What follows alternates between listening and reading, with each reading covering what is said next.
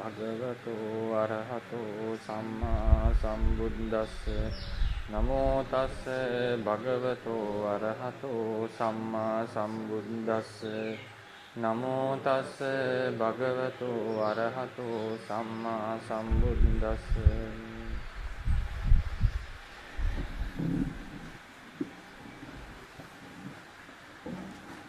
ගෞරවනීය මහා සංඝරත්නයන් අවසරයි. විශේෂයෙන් අපේ වැඩිහිටි ස්වාමීන් වහන්සේලා ඇතුළු මහා සංඝරත්නයන් අවසර ලැබේවා. අපි අද දවසේදී ඒ නවත්තපු තැනින් ඉදිරියට යන්නට බලාපොරොත්තු වෙනවා. ඇත්තට මතක් කරන්න ඕන අපි මේ වැඩසටහන සිද්ධ කරන්නේ කඨාන තියෙන අපේ ගංගාරාම භාවනා මධ්‍යස්ථාන ඉඳලා. ඉතින් අපේ විශේෂයෙන් අපේ සමත සීල කොස්කොඩ සමත සීල ස්වාමීන් වහන්සේගේ ලොකු අනුග්‍රහයකින් සහ බොහෝ දායක පිරිසකගේ උපකාර මැද්දේ තමයි මේක සිද්ධ වෙන්නේ. අපි ඒකත් සිහි කරන්නට ඕනේ මේ ලැබී තිබෙන අවස්ථාව ගැන. ඉතින් අපි පාඩමට එළඹුණොත් අපි නතර කරපු තැනින් අපි මේ වෙනකන් අපි කතා කරා පරමාර්ථ කියන මාතෘකාව යටතේ ඊළඟට පරමාර්ථයක් හඳුනා ගන්නට තියෙන ක්‍රමවේද අපි කතා කරා. ඊළඟට පරමාර්ථය හඳුනා ගන්නට තියෙන සත් පරිඥා භාවනා ප්‍රහාණ සච්චිකරණ කියන කෘත්‍යයන් වලින් අපි පරමාර්ථයක් හඳුනා ගන්නට තියෙන බව. ඊට පස්සේ සංකත අසංකත භාවයෙන් පරමාර්ථ ධර්මයන් බෙදාගත්ත සංකත පරමාර්ථ ධර්ම සහ අසංකත පරමාර්ථ කියලා. සංකත පරමාර්ථ සහ අසංකත පරමාර්ථ. ඊට පස්සේ සංකත පරමාර්ථ යටතේ අපි පරමාර්ථ ධම්ම, උපාදිනෝ ධම්ම, පරමාර්ථ ජාතික, ඊට පස්සේ අනුප්පන්න ධර්ම කියලා බෙදාගත්තා. ඊළඟට පරමාර්ථ ධර්ම යටතේ අපි ලක්ෂණ කීපයක් කතා කරා. පරමාර්ථ ධර්මයක් නම් සහජාත ධර්ම සමග හට ගන්නා වූ ධර්මයක්. පරමාර්ථ ධර්ම කියන ඒවා ෂඩීන්ද්‍රියට ගෝචරයි. විශේෂයෙන් පංචේන්ද්‍රියට ගෝචර වෙන්නේම පරමාර්ථ ධර්ම, මනේන්ද්‍රියට පරමාර්ථ පඤ්ඤප්ති කියන දෙකම ගෝචර වෙනවා.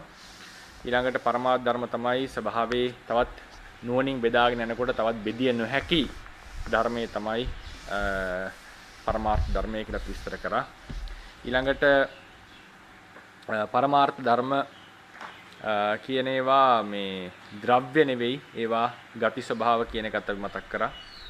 ඊළඟට පරමාර්ථ ධර්මයකට Tamanට මාවේනික වෙච්ච ලක්ෂණයක් සහ කෘත්‍යයක් තියෙනවා කියන එක.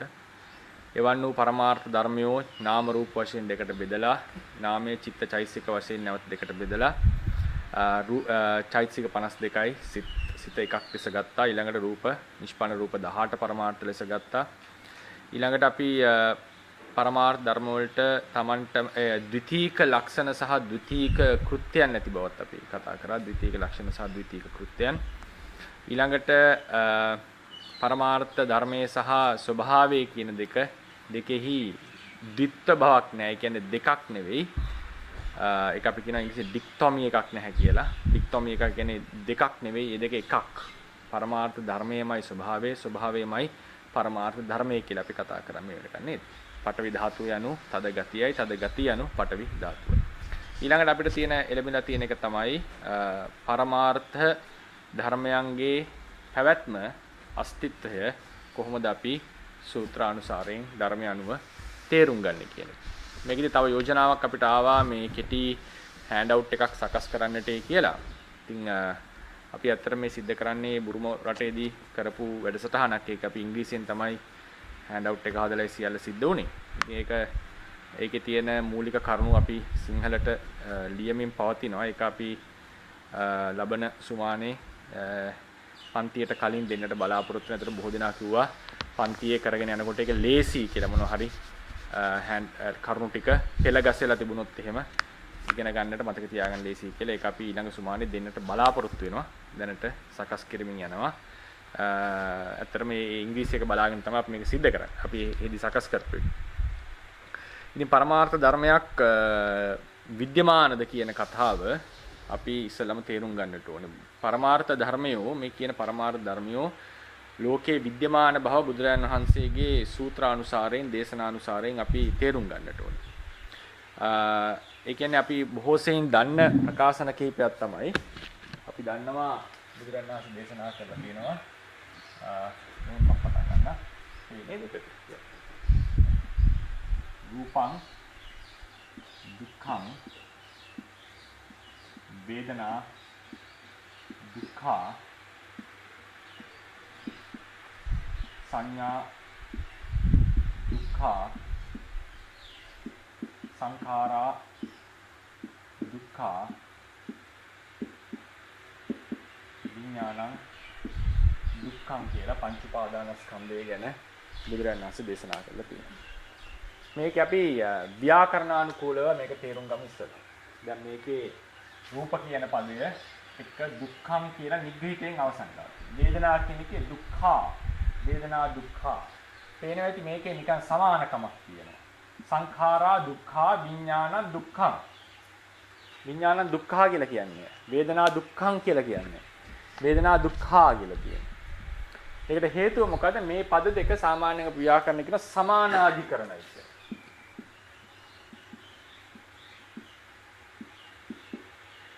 සමානාධිකරණය කියලා කියන්නේ කිසියම් පද දෙකකින් නියෝජනය වෙන්නේ එකම දේ නම් ඒ පද දෙකේ අධිකරණය පිහිටීම පද දෙකෙන් අපි නියෝජනය කරන දෙය එකම දෙය කියලා අපි කියනවා. සමාන අධිකරණය. අධිකරණය කියලා අදහස් ගන්නේ මේ පදයේ අර්ථයේ පිහිටන තැන. එතකොට මේ රූපං කියන තැනුයි දුක්ඛං කියන තැනුයි එකයි නියෝජනය කරගෙන ඒ නිසා තමයි මේ දෙක එකම විභක්තියන්තයෙන් තියලා තියෙන්නේ. මම හිතන්නේ ඒක සාමාන්‍යයෙන් පාළි දැන් ගොඩාක් ගැඹුරට දන්නේ නැති කෙනාට මේක ටිකක් අපහසු වෙන්නට පුළුවන්. නමුත් තේරෙනවානේ රූපයක් වශයෙන් රූපං දුක්ඛං වේදනා දුක්ඛානි නේද? වේදනා දුක්ඛං කියලා කොහෙවත් ත්‍රිපිටක පාළියේ එන්නේ නැහැ. ඒකට හේතුව මොකද්ද? ඒක ව්‍යාකරණ නීතියක්. භාෂාවක නීතියක් තියෙනවානේ හැම භාෂාවකම කතා. දැන් අපි ඉංග්‍රීසි භාෂාවෙන් කිව්වම you is කියලා කියන්නේ නැහැ නේ. එහෙම ගොත් ඒක ව්‍යාකරණයට පටහැනි නේද? ඒ නිසා හැම භාෂාවකම ව්‍යාකරණ නීතිය තියෙනවා. ව්‍යාකරණ නැත්නම් අපිට හරියට භාෂාව හසුරවන්නට බෑ. ඒ නිසා බුදුරජාණන් වහන්සේ පංච උපාදානස්කන්ධය දුකක් ලෙස දේශනා කරනකොට උන්වහන්සේ මේ විදිහට ව්‍යාකරණ අනුකූලව තමයි දේශනාව සිද්ධ කරලා තියෙන්නේ. ඒකෙන් කියවෙන්නේ මොකද්ද? මේ දුක්ඛ කියන පදයයි රූප කියන පදයයි දෙකම නියෝජනය කරන්නේ එකම දෙයක්. ඒක අපි තව වෙනම උදාහරණකින් අරගමු. අපි ගමු නීලුප්පලං කියලා. නීලං උප්පලං. නීලං උප්පලං කියලා කියනකොට අපි ගන්නවා සාමාන්‍යයෙන් නිල් නෙළුමක්. කියලා අපි හිතමු මේ නිල් නෙළුමක් කියලා හිතමු. නිල් නෙළුමක් නිල් පාටෙන් අපි ඒක මෙයා කරොත් නිල් පාට නෙළුමක්. තමයි නීලුප්පලං කියලා කියන්නේ. මේකෙදි මේ නීල කියලා දැන් හැමෝටම තේනවා මේ උප්පල කියන්නේ උපුල් කියන එක. නිල් මහනෙල් මලක්. මහනෙල් නේද උප්පලං. මහනෙල් මල නිල් මහනෙල්. එතකොට මේ නීලං කියන එකෙන් කියලා තියෙන්නේ බොහෝ දිනාට හිතෙන්න පුළුවන් මේ නිල් පාට ගැන කිව්වා කියලා. නෑ මෙතන නීලං කියලා තියෙන්නේ නිල් වස්තුවක් කියන එක. නිල් වස්තුවක් කියන එකයි මේ නීල කියන එකේ තේරුම. දැන් නීල කියන වචනේ ගත්තම ඒකේ අර්ථ දෙකක් තියෙන්නට පුළුවන්. නීලෝ වන්නෝ නිල් වර්ණය කියලා කියන්න පුළුවන් එක. නිල් පාටට නීල කියලා කියනවා. එතකොට ඒකේ තියෙන්නේ වර්ණ ඒකේ තියෙනවා ඒකේ තියෙන අපි කියනවා ව්‍යාකරණ ලිංගය සමානයි. නීලෝ වන්නෝ. හැබැයි නීල කියන පදේ සමහර වෙලාවලට ස්ත්‍රී ලිංග, පුරුෂ ලිංග, නපුංසක ලිංග කියන නිකු තුනේම වර්ණ නැගෙනවා. එතකොට ඒක නිල් වස්තුවක් කියලා නියෝජනය කරන්නේ. නිල් පාට නෙවෙයි, නිල් වස්තුවක් කියන එක. නීල කියන එක අර්ථ දෙකක් තියෙනවා. නිල් පාට, නිල් වස්තුව. නීල කියන නිල් පාටේ සහිත දෙයටත් නීල කියලා කියන්නට පුළුවන්. ඒක පාලියේ කියන ක්‍රමය. දැන් ඔය කට්ටිය සමහරවල්ලාට දැකලා ඇති පඤ්ඤෝ කියලා. සද්ධෝ පුරිස පුග්ගලෝ. සද්ධෝ පුරිස පුග්ගලෝ. සද්ධෝ පුරිස පුග්ගලෝ කියනකොට ශ්‍රද්ධාවන්ත පුරුෂයා කියන එකයි මේකේ. ශ්‍රද්ධාව නෙමෙයි මේ කියලා තියෙන්නේ. ශ්‍රද්ධාව ඇති කෙනා. ඒකයි සද්ධෝ පුග්ගලෝ කියලා දාලා තියෙන්නේ. නැත්නම් සද්ධා කියන එක ස්ත්‍රී ලිංගික පදයක්. සද්ධෝ පුරිස පුග්ගලෝ කියන සද්ධා කියන එක ගත්තම සද්ධා කියලා ස්ත්‍රී ලිංගෙන් තියෙන. මේ පදේ තියෙනවා ශ්‍රද්ධාවට රිෆර් කරන්න පුළුවන්. ශ්‍රද්ධාව ඇති කෙනාට කියන්නට පුළුවන්. මේක තද්දිත පදයක් කියලා ව්‍යාකරණය කියනවා. නීල කියන පදයත් එහෙමයි. එතකොට මේ නීල කියන පදයෙන් නිල් වස්තුවක් නියෝජනය කරනවා නිල් පාට නියෝජනය කරනවා. නිල් පාට වුණොත් නිල් මහනෙල් මලේ තියෙන පාටක්නේ. මහනෙල් මල එකක් පාට එකක්නේ. දැන් මගේ ශරීරයේ පාටයි උදාහරණයක් සම්මුති වශයෙන් ගත්තොත් පුද්ගලයයි පාටයි දෙකක්. එතකොට නිල් පාට කියන එක නිල් මලේ ගුණයක් මිසක් මහනෙල් මල නෙවෙයි. ඒ නිසා ඒකේ තියෙන අධිකරණ දෙකක්. පාට කියන්නේ ඒක අපි සමාන කරන්නේ නිල් මලේ උපුල් මොකද මහනෙල් මලේ පාට කියලා. ඒක තියෙන චට්ටි විභක්තියෙන් ව්‍යාකරණ අනුකූල ගත්තා. ගේ කියලා අපි ගන්න. හැබැයි මෙතන සමානාධිකරණ භාවයෙන් මෙතන ඊතර නියෝජනය වෙන්නේ නීල කියලා කියන්නේ නිල් පාටට නෙවෙයි නිල් වස්තුවට. නිල් පාට දෙයට. මොකද්ද මේ නිල් පාට දෙය? නිල් පාට දෙය තමයි මේ. ඒ නිල් පාට දෙයටම තව වෙලාවට කියනවා මහනෙල කියලා. ඒකේ තියෙන මහනෙල් ගුණය නිසා ඒකට උප්පල කියලා කිව්වා. ගොඩ පිපෙන්නේ නැහැ, ඒක මඩේ පිපෙන්නේ. ඒ ආදී නිලුමෙන් වෙනස් වෙච්ච යම් ගුණයක් තියෙනවා නම් මහනෙල් කියලා ලක්ෂණයක් ඇතිනේ. දැන් බල්ලගේ තියෙනවානේ පූසගෙන් වෙනස් වෙච්ච ගති ටිකක්. ඒ වගේ මහනෙල් මලට තියෙනවානේ යාටම ආවේනික වෙච්ච ලක්ෂණය. ඒ ලක්ෂණය නිසා උප්පල කියලා කිව්වා. ඒ වගේම එය නිල් පාට වස්තුවක්. ඒ නිසා ඒකට නීල කියලා කිව්වා. ඒ නිසා නීල කියලා කිව්වෙත් උප්පල කියලා කිව්වෙත් එකම දෙයට. ඒක තමයි සමානාධිකරණයි කියන්නේ. ඒ නිසා තමයි විභක්ති සමාන කරලා තියෙන්නේ. අපි කිව්වොත් උපුල් මලෙන් මහනෙලේ නිල කිව්වොත් එහෙම උප්පලස්ස නීලං කියලා කියන්නේ. උප්පලස්ස නීලං හෝ නීලෝ මට ඒක හරියට මතක නැහැ. ඒකේ ලිංගය නීලං හෝ නීලෝ. එතකොට උප්පලස්ස නීලං හරි නීලෝ කියලා එකේ විභක්තිය එන්නට. ඉතින් මේක සමානාධිකරණයි මේක භින්නාධිකරණයි. මොකද මේකෙන් කියවෙන්නේ එකම දේ පද දෙකෙන් කියවෙන්නේ එකම දේ නෙමෙයි. මෙතන කියවෙන්නේ එකම දේ. ඒ වගේ මතක තියාගන්න දුක්ඛ කියන පදයට අර්ථ දෙකක් තියෙනවා. නපුංසකලිංගු දුක්ඛ පදයක් තියෙනවා. අපි ඒක සාමාන්‍යයෙන් ඩික්ෂනරි වල බලන්න නපුංසකලිංගුන් දාලා තියෙනවා. දුක්ඛ කියන පදයේ ලිංගු තුනේම තියෙනවා. මෙතන දුක්ඛම් කියලා කියන්නේ දුක්ඛ වේදනාවට. මෙතන දුක්ඛ කියලා තියන්නේ දුක ගෙන දෙන ධර්මයට. දුක උපදවන ධර්මයට. ඒ දුක උපදවන ධර්මයේ රූපය විය හැකියි. වේදනාව විය හැකියි.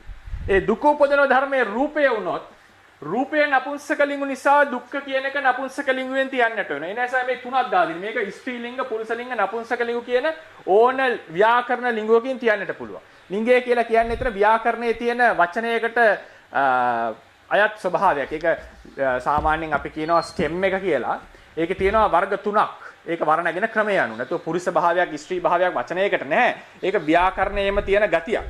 ඉතින් මේ දුක්ඛ කියන එක රූපයේ දුක්ඛ උපදවන ධර්මයක් කියලා කියන්න ඕන නම් බුදුරජාණන් වහන්සේ රූපේ නපුංසකලිංගු නිසා දුක්ඛ කියන එක දුක්ඛං කියලා ලියන්නේ.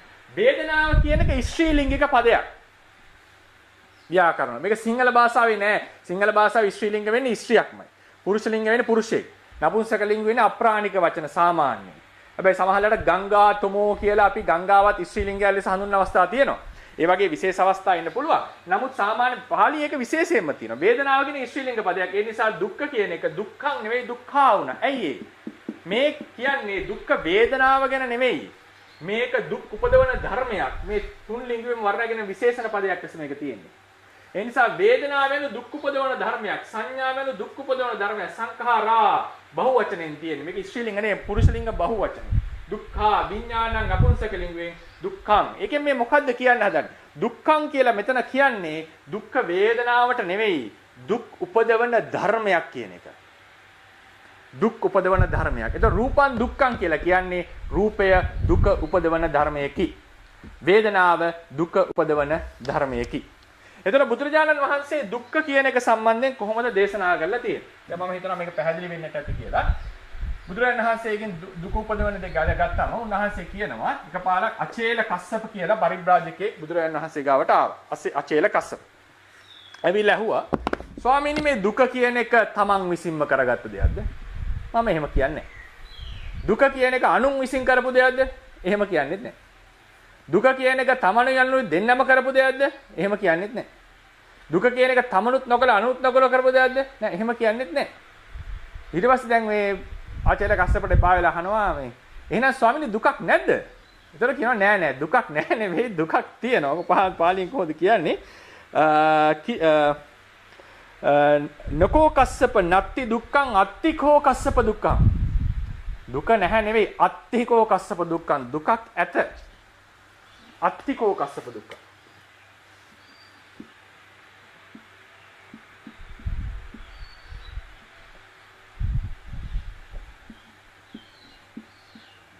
මම කස්සප කියන වචනය එලි කරනවා. අට්ටි දුක්ඛ. දුකක් ඇත. මොකද්ද මේ දුක?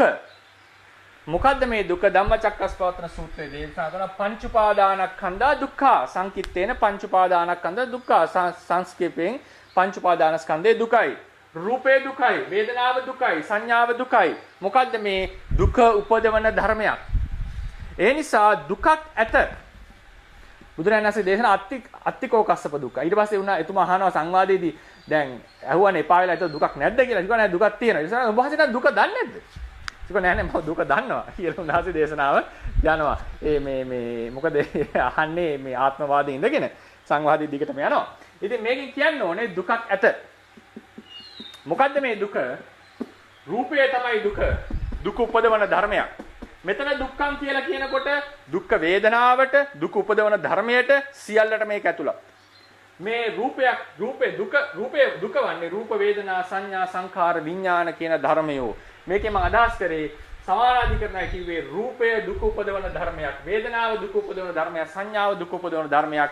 සංක්ෂේපයෙන් ගත්තොත් පංච උපාදානස්කන්ධයම දුක් උපදවන ධර්මයක්. ඒකට පොදුවේ කියනවා දුකයි කියලා. දුක කියලා කියනවා. අනිච්ච කියන පදයට කොහොමයි විස්තර කරන්නට ඕනේ. ඒක අපි පස්සේ වෙලාවක සාකච්ඡා කරමු. මොකද අනිච්ච කියන එකේ තේරුම රූපේ අනිච්චං කියලා කියන්නේ රූපය බිඳෙනවා කියන එක නෙවෙයි. රූපය බිඳෙන ධර්මයක් කියන එක. වේදනා අනිච්චා කියලා කියන්නේ වේදනාව විනාශ වෙනවා කියන එක නෙවෙයි. වේදනාව විනාශ වෙන විපරිණාම වෙන ධර්මයක් කියන එක. ඒකයි සමානාධිකරණ භාවයෙන් තියලා විපස්සනාවේ අරමුණු කරන්නත් ඕනේ මේ විදිහට. ඊළඟට දැන් මේ විදිහට ගත්තම බුදුරජාණන් වහන්සේගේ දේශනාවට පැහැදිලි දුක ඇතිනම් දැන් උන්වහන්සේ කියන අත්ති දුක්ඛං කියලා දුක ඇතිනම් දුක ඇතිනම් දැන් මොකද මෙතන කෙනෙක් අහලා එහෙනම් මෙතන නපුංසක ලිංගුවෙන් තිබෙන්නේ මොකද්ද කියලා මෙතන මොනවද ධර්මයකට විශේෂණ කරේ නෑනේ ධර්මයකට විශේෂණ කරේ නෑ විශේෂණ කරා නම් ඒ ධර්මයේ අනුව තමයි තියන්න වෙන්නේ මේක දැන් පංච උපාදානස්කන්ධා කියන පංච උපාදානස්කන්ධා කන්දා දුක්ඛ පංච උපාදානස්කන්ධා දුක්ඛං කියුවේ නේද සංකිට්ඨේන පංච උපාදානස්කන්ධා දුක්ඛ කියලා කිව්වේ නේද ඒ නිසා මෙතන දුක්ඛං කියලා තියෙන්නේ මොකක් නිසාද මේ කිසිම ධර්මයකට වෙසෙන්නේ හුදු දුක පිළිබඳව කතා කරපු නිසා ඒ නිසා එතන දුක්ඛ වේදනාවත් අතරත් යට වෙනවා දුක උපදවන ධර්ම ගැනත් කියවෙනවා ඒ නිසා බුදුරණන් වහන්සේ දුක ඇත කියන එක බුදුරණන් වහන්සේ දේශනා කරනවා දුක වන්නේ රූප වේදනා සංඥා සංස්කාර විඥාන නම් ඒ කියන්නේ අපි උදාහරණයකට දුක ඇත දුක්ඛය සමානයි පංචස්කන්ධය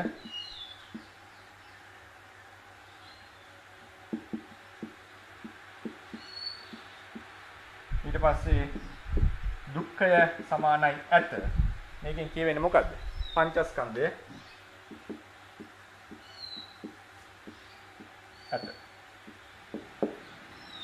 මම හිතනවා මේ විදිහ සමීකරණය තේරෙන්න ඇති කියලා අපි ගොතේම ස්කන්ධය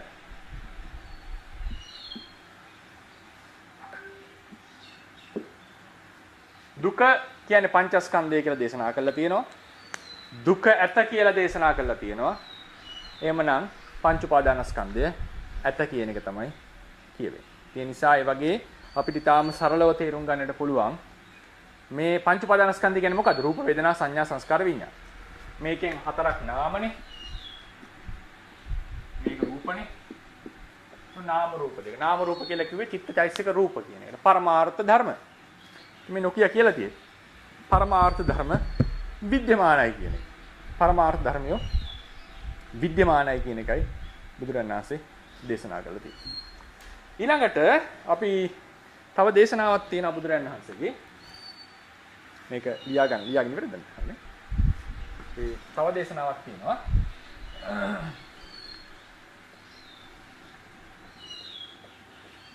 උප්ප සූත්‍රය කියලා සංයුත්ත නිකාය.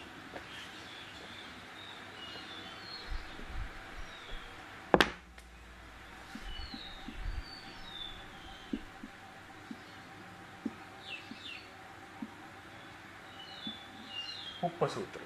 නැත්නම් පුෂ්ප සූත්‍රය කියලා උනක් කියතයි. අනේ මම මේ උප්ප කියලා පාලියෙන් සහ සංස්කෘතෙන් දෙකම ලිව්වේ. කමන අපි විවහාර කරන්නේ එහෙමනේ සාමාන්‍ය උප්ප සූත්‍රය. ඒකේ බුදුරණස් දේශනා කරනවා ලෝකේ පඬිතයන් ඇතයයි කියපු දේවල් මමත් ඇතයයි කියමි. ලෝකේ පඬිතයන් නැතයි කියපු දේවල් මම නැතයි කියව ඥානවන්තයන් පඬිතයන්. මොකද්ද? ඊට පස්සේ කියනවා මොකද්ද මහණෙනි ලෝකේ පඬිතයන් ඇතයි කිව් මමත් ඇතයි කියන දේ. නැස් දේශනා කරා රූපම් භික්ඛවේ අනිච්චං දුක්ඛං විපරිණාම ධම්මං අත්ති සම්මතං ලෝකේ පණ්ඩිතාන තමහං අත්ථීති වදාමි. අනවත කිව්වොත් එහෙම රූපම් භික්ඛවේ අනිච්ඡං දුක්ඛං විපරිණාම ධම්මං අත්ති සම්මතං ලෝකේ පණ්ඩිතාන තමහං අත්ථීති වදාමි. සමහර වචන එකක් දෙකක් මේකේ මේ සම්පූර්ණ තියෙන විදිහට මට මතකයේ වෙනස් වෙන්න පුළුවන්. අර්ථයේ වෙනසක් වෙලා නැහැ. මේකෙන් කියන්නේ මහණෙනි රූපය අනිච්චං. දැක්කද මේක අනිච්චං කියද්දී රූපං නිසා වේදනාව තන තියෙන වේදනා අනිච්චා දුක්ඛා විපරිණාම ධම්මා. හරිනේ? එතකොට රූපං අනිච්චං දුක්ඛං විපරිණාම ධම්මං අත්ති සම්මතං ලෝකේ පණ්ඩිතාන. මහණෙනි රූපය අනිත්‍යයි දුකයි විපරිණාම ධම්මයි ලෝකේ ඇතයයි සම්මතයි. ලෝකේ ඇතයයි සම්මතයි. කවුරු විසින්ද? පණ්ඩිතානං ලෝකේහි පණ්ඩිතයන් විසින් ඇතයයි සම්මතයි. ලෝකේ ඥානවන්තයන් විසින් අනිත්‍ය දුක්ඛ විපරිණාම ධර්මයක් රූපයක් ඇතයයි සම්මතයි. තමහං අත්ථීති වදයි මමත් ඒ ඇතයයි කියමු. ඒක ඊට පස්සේ එනවා වේදනා සංඥා සංස්කාර විඥාන සියල්ලටම ඇතුළත් වෙනවා. මේ මොකද්ද කියන්නේ? රූපය ඇත, වේදනාව ඇත. වේදනාව කියන්නේ චෛතසිකයක්, සංඥාව කියන්නේ චෛතසිකයක්. මේක ඇත. උනාසේ නැත කියලා කිව්වා. රූපං භික්ඛවේ නිච්ඡං සුඛං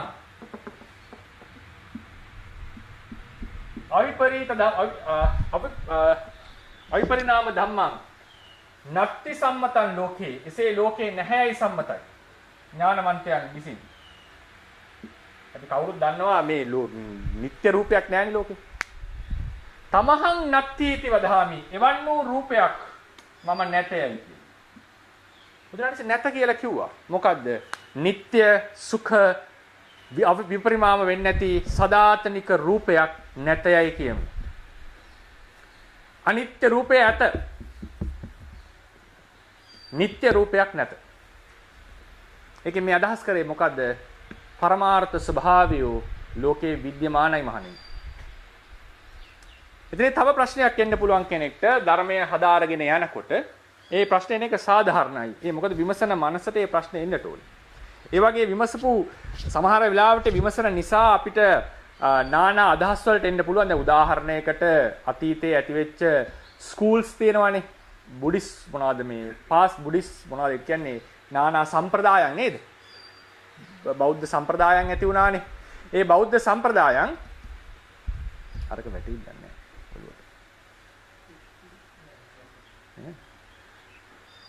පොත් පෙට්ටි. ඒකට බෞද්ධ සම්ප්‍රදායන් ඇති වුණානේ. ඒ බෞද්ධ සම්ප්‍රදායන් ඇති වෙලා තියෙන්නේ මේ වගේ ධර්මයේ විමසගෙන යනකොට විවිධ විදිහට අර්ථකථන සමහර ධර්ම පාඩ අරගෙන අපි ඒක පිළිබඳව විමසගෙන යනකොට සමහර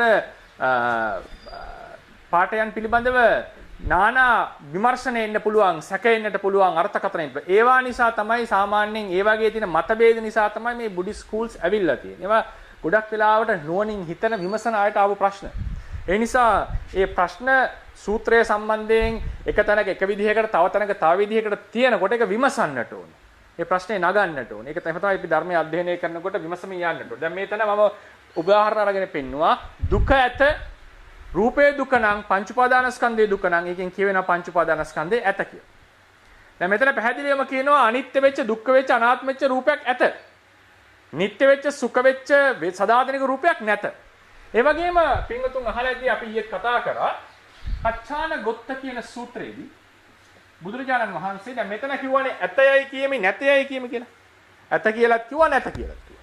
කච්චාන ගොත්ත සූත්‍රයේදී බුදුරජාණන් වහන්සේ ඇත නැත කියන අදහස් දෙක දෘෂ්ටි දෙකක් අන්ත දෙකක් කියලා දේශනා කරා.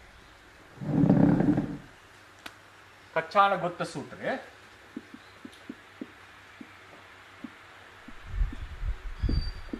කච්චාන ගොත්ත සූත්‍රයේදී බුදුරජාණන් වහන්සේ කිව්වා ඇත යනු අත්ති නත්ති අත්තිති ඒකෝවන්තෝ නත්තිති ඒකෝවන්තෝ යේ බුයේන කච්චායන ද්වේ නිස්සිතා අත්ති තංච නත්ති තංච ඇති බව සහ නැති බව නිශ්චය කරගෙන තමයි සත්වයා ලෝකේ ජීවත් වෙන්නේ. මොකද්ද මේ ඇති බව සහ නැති බව? දැන් අපි මතක තියාගන්න ඕනේ බුදුරජාණන් වහන්සේ පුප්ප සූත්‍රයේදී අනිත්‍ය රූපයක් ඇත, නිට්ටය රූපයක් නැත කියලා දේශනා කරනවා. මෙතනදී කියනවා ඇත නැත කියන එක අන්ත දෙකක් කියලා. මේ සූත්‍ර පාඨ දෙකෙන් පැහැදිලිවම පුප්ප සූත්‍රයේදී රූපය ඇත, අනිත්‍ය රූපයක් ඇත, නිට්ටය රූපයක් නැත කියන එක පැහැදිලිව දේශනා කරලා තියෙනවා. මේ කච්චාන ගෝත්‍ර සූත්‍රයේදී දේශනා කරන්නේ ඇත යනු එකාන්තයක්, නැත යනු තවාන්තයක්. මේක පැහැදිලිව විස්තරේ එන්නේ නැහැ. විස්තරේ සූත්‍ර අනුසාරයෙන් ගන්නට පුළුවන්. සූත්‍රේ විස්තර කරන් යනකොට ඒක තේරෙනවා විමසනකොට නුවණින්. නමුත් අර කෙලින්ම ඩිරෙක්ට් කියලා නෑ. අර පුප්ප සූත්‍රයේ වගේ පුප්ප සූත්‍රයේ කෝ රූපය ඇත, අනිත්‍ය රූපය ඇත, නිට්ටය රූපය නැත. මෙතන එහෙම කියලා නැහැ. මොකද්ද මේ ඇත නැත කියලා කියන්නේ? බුදුරජාණන් වහන්සේ මුලින්ම කියනවා ඇත යනු ඇත නිශ්චය කරගෙන ලෝකයා ඉන්නවා, නැත නිශ්චය කරගෙන ලෝකයා ඉන්නවා. ඊට පස්සේ දේශනා කරනවා යම් කෙනෙක් ලෝක සමුදය දකිනම්, මෙතන ලෝක කියලා කියන්නේ ලෝක තුනක් තියෙනවානේ. සත්ව ලෝක, සංඛාර ලෝක, අවකාශ ලෝක කියලා අහලා තියෙනේද? අවකාශ ලෝක කියන්නේ මේ පෘථිවි තලය ආදී, ගස් කොළන් ආදී මේ තියෙන දේවල්. සත්ත්ව ලෝකය කියලා කියන්නේ අර ලෝකයේ බුද්ධ චක්ෂුෂෙන් බැලුවා කියලා කියන බුදුරජාණන් වහන්සේ. එතකොට අර මහා කරුණාවෙන් පිහිට වෙන්න සත්‍යෝ දිහා බලපු එකනේ. අපි කියන්නේ සාමාන්‍යයෙන් කියනවානේ අද නම් ලෝකය ගණ්ඩ දෙයක් නැහැ කියලා සමහරලාට කියනවානේ. ඒ කියන්නේ මොකද්ද? මේ ලෝකය ජරා වෙලාද මිනිස්සු ගැන නෙමෙයි කියන්නේ. මිනිස්සු ගැන කියන්නේ අද නම් ලෝක මහා අමුතුම ලෝකයක් කියලා කියනවා නේද? එතන මේ අපි අදහස් කරලා තියෙන්නේ පෘථිවිය අමුතු වෙලාද නැත්නම් මිනිස්සු අමුතු වෙලාද? මිනිස්සු අමුතුයි. ඒ නිසා එතන ලෝක කියලා සමහර දෙනා සත්ත්ව ලෝකයට අදහස් කරනවා. සමහර තැන්වල අපි ලෝකයේ මේ අවකාශ ලෝකය ගැන කතා කරනවා. බුදුරජාණන් වහන්සේ සමහර තැන්වල සංස්කාර ලෝකයක් ගැන කතා කරා. එතන ලෝකය කියලා කියන්නේ මේ හට ගන්න නිරුද්ධ වෙන ධර්මයේ ලුජ්ජති පලුජ්ජතිති ලෝකෝ. අර සූත්‍රයක් තියෙනවානේ. ඒ සූත්‍රේ නම මට මතකයි ලෝක සූත්‍රය. කවරද්ද ලෝකය කියලා ප්‍රශ්නයක් අහුවම නේ ලුජ්ජති පලුජ්ජතිති ලෝකෝ. කැඩෙන බිඳෙන නිසා මන් ලෝකය කියලා කියන මොනවද විස්තර කරනවා. වේදනා, රූප වේදනා, සංඥා, සංස්කාර කියන ඒවා තමයි මේ ලෝකය කියලා අර්ථකථනය කරන්නේ. ඉතින් මෙතන ගන්න මේ සංස්කාර ලෝකය ගැන. දැන් දේශනා කරනවා අත්ති නත්ති කියන අන්ත දෙකේ යම් කෙනෙක් ලෝකයේ සමුදය දකිනම්, සංස්කාර ධර්මයන්ගේ හට ගැනීම දකිනම්, ඔහුට නත්ති කියන දෘෂ්ටිය නැති වෙනවා. හට ගැනීම දකිනකොට නැහැ කියන දෘෂ්ටිය නැති වෙනවා. යම් කෙනෙක් ලෝක නිරෝධය දකිනම්, ලෝකයේ සිද්ධ වෙන සංස්කාරයන්ගේ භංගය විනාශය දකිනම්, ඔහුට ඇත්ත යන කියන දෘෂ්ටිය නැති වෙනවා. සංස්කාරයන්ගේ ඉපැත්ම දකිනකොට නැත කියන දෘෂ්ටිය නැති වෙනවා. සංස්කාරයන්ගේ භංගය දකිනකොට ඇත කියන දෘෂ්ටිය නැති වෙනවා.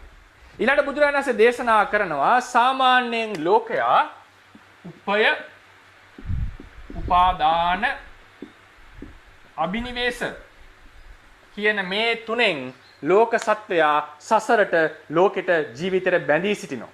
මොකද්ද උපය කියලා කියන්නේ? උපය කියලා කිව්වේ තණ්හා දෘෂ්ටි වලට. උපාදාන කියලා කියන්නේ තණ්හා දෘෂ්ටි වලට. අබිනිවේෂ කියලා කියන්නේ තණ්හා දෘෂ්ටි වලට. උපය කියලා කිව්වේ තණ්හා දෘෂ්ටි වලින් අපි එක එක අරමුණු වලට එළඹෙනවා මම මාගේ කියලා. උපාදානයෙන් අපි මම මාගේ කියලා දැඩිව ගන්නවා. අබිනිවේෂ කියලා කියන්නේ මම මාගේ කියලා අපි දැඩිව සලකනවා. ඒ පිළිබඳව සංකල්ප ඇති කර ගන්නවා. දැඩිව එහි වාසය කරනවා කියලා කියන්නේ. වැරදි ලෙස වාසය කරනවා. සිතෙන් වාසය කරනවා කියන එක. එතකොට යම් මේකෙන් කියවෙන්නේ සාමාන්‍ය පරමාර්ථ වශයෙන් තෘෂ්ණා දෘෂ්ටි. තෘෂ්ණා දෘෂ්ටි දෙක නිසා උපය උපාදාන අබිනිවේෂ නිසා සාමාන්‍යයෙන් උපය උපාදාන අබිනිවේෂ ඇති කරගෙන ලෝකයා මේ සසරට බැඳී සිටිනවා. හැබැයි ආර්ය ශ්‍රාවක තෙමේ මේ කච්චනගොත් සූත්‍රම විස්තර කරන්නේ. ආර්ය ශ්‍රාවක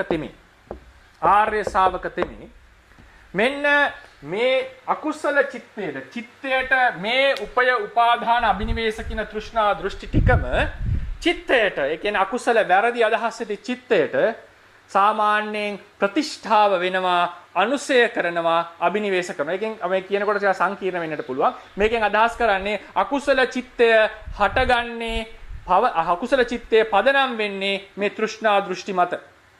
දැන් උදාහරණයකට අපිට ඇලීමක් ඇති වෙනවා මේ ජීවිතේට මම මාගේ කියලා අල්ලගෙන තියෙන නිසා. ඇයි අපි ගැටෙන්නේ? මට කරදර කරා, මගේ දරුවන්ට කරදර කරා, මගේ නිවසට නැති කරා. ඔන්න මම කියන එක පදනම් වෙලා ද්වේෂය හට ගන්නවා. ද්වේෂයත් එක්ක තෘෂ්ණා දෘෂ්ටි තියෙනවා නෙවෙයි. ද්වේෂයේ උපනිශ්‍රය වෙනවා තෘෂ්ණා දෘෂ්ටි. උපනිශ්‍රය ප්‍රත්‍ය කියලා කිව්වේ නේ. දෝසං උපනිස්සාය රාගං උපනිස්සාය පානං හනති රාගේ උපනිශ්‍රය කියන සත්ව ඝාතනය කරනවා කියලා අපි කිව්වේ නේ. එතකොට මෝහයටත් ඒ විදිහට උපනිශ්‍රය වෙනවා. ඒ නිසා මේ තෘෂ්ණා දෘෂ්ටි දෙට සියලු අකුසලයන්ට ප්‍රතිෂ්ඨාවක්. සියලු අකුසල ඒ වගේම ඒ අකුසල సంతානයේ ලුහු බඳිනවා අනුසයනය කරනවා. සාමාන්‍යයෙන් යමකේ හැටියට නම් අනුසයන අකුසල තෘෂ්ණා දෘෂ්ටි දෙක අනුසයනය කරන්නේ ලෝභ මූලසිත. ඊළඟට ඒක අබිනිවේෂ කරනවා. මේ විදිහට මේ අකුසල ධර්මයෝ අකුසල චිත්තයෝ මේ තෘෂ්ණා දෘෂ්ටි මත පදනම් වෙලා තෘෂ්ණා දෘෂ්ටි මත තමයි වැඩ කරන්නේ. ඒ මත තමයි ඒක තියෙනකන් තමයි ඒක වැඩ කරන්නේ මේ අකුසල චිත්තයෝ. ආර්ය ශ්‍රාවකතෙම මේ තෘෂ්ණා දෘෂ්ටි අකුසල චිත්තයට හේතු වෙන තෘෂ්ණා දෘෂ්ටි දැඩිව ගන්නෙ නැහැ. ඒ වෙත එළඹෙන්නේ නැහැ. ඊළඟ බුදුරජාණන් මොකද්ද මේ එළඹෙන්නේ නැහැ දැඩිව ගන්නෙ නැහැ කියලා කියන්නේ මේ මගේ ආත්මයයි සලකන්නේ. මගේ ආත්මයේ සූත්‍රයේ තියෙනවා මේ මගේ ආත්මයයි සලකන්නේ නැහැ. දැන් කියාගෙන ආවා ඇත සහ නැත කියන එක අන්ත දෙකක්. සංස්කාරයන්ගේ ඉපැත්ම දකින්නකොට නැත කියන අදහස දුර වෙනවා. සංස්කාරයන්ගේ භංගය දකින්නකොට ඇත කියන අදහස දුර වෙනවා. මොකද්ද මේ ඇත නැත කියන එක දැන් විස්තර කරගන්නවා. සූත්‍රය ඉස්සර විස්තර කරලා ඊළඟට දේශනා කරනවා මෙන්න මේ තෘෂ්ණා දෘෂ්ටි නිසා තමයි සත්‍යය බැඳිලා ඉන්නේ. ඒ වගේ ඒ තෘෂ්ණා දෘෂ්ටි දෙකට ආර්ය ශ්‍රාවක තෙමේ එළඹෙන්නේ නැහැ. කෙසේද එළඹෙන්නේ නැත්තේ මෙය මගේ ආත්මයයි කියලා ගන්නෙ නැහැ. ඊළඟට බුදුරජාණන් දේශනා කරනවා එසේ ආත්මයයි ගන්නෙ නැහැ මේ ධර්මයෝ. නමුත් ඔහු දකිනවා දුකක්මයි උපදින්නේ දුකක්මයි නිරුද්ධ වෙන්නේ. ඒතර කියනවා දුකක් උපදී දුක්ඛං උපජ්ජති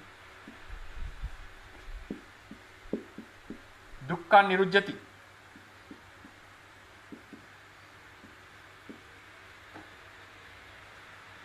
දුකක්ම උපදී දුකක්ම නිරුද්ධ වෙයි.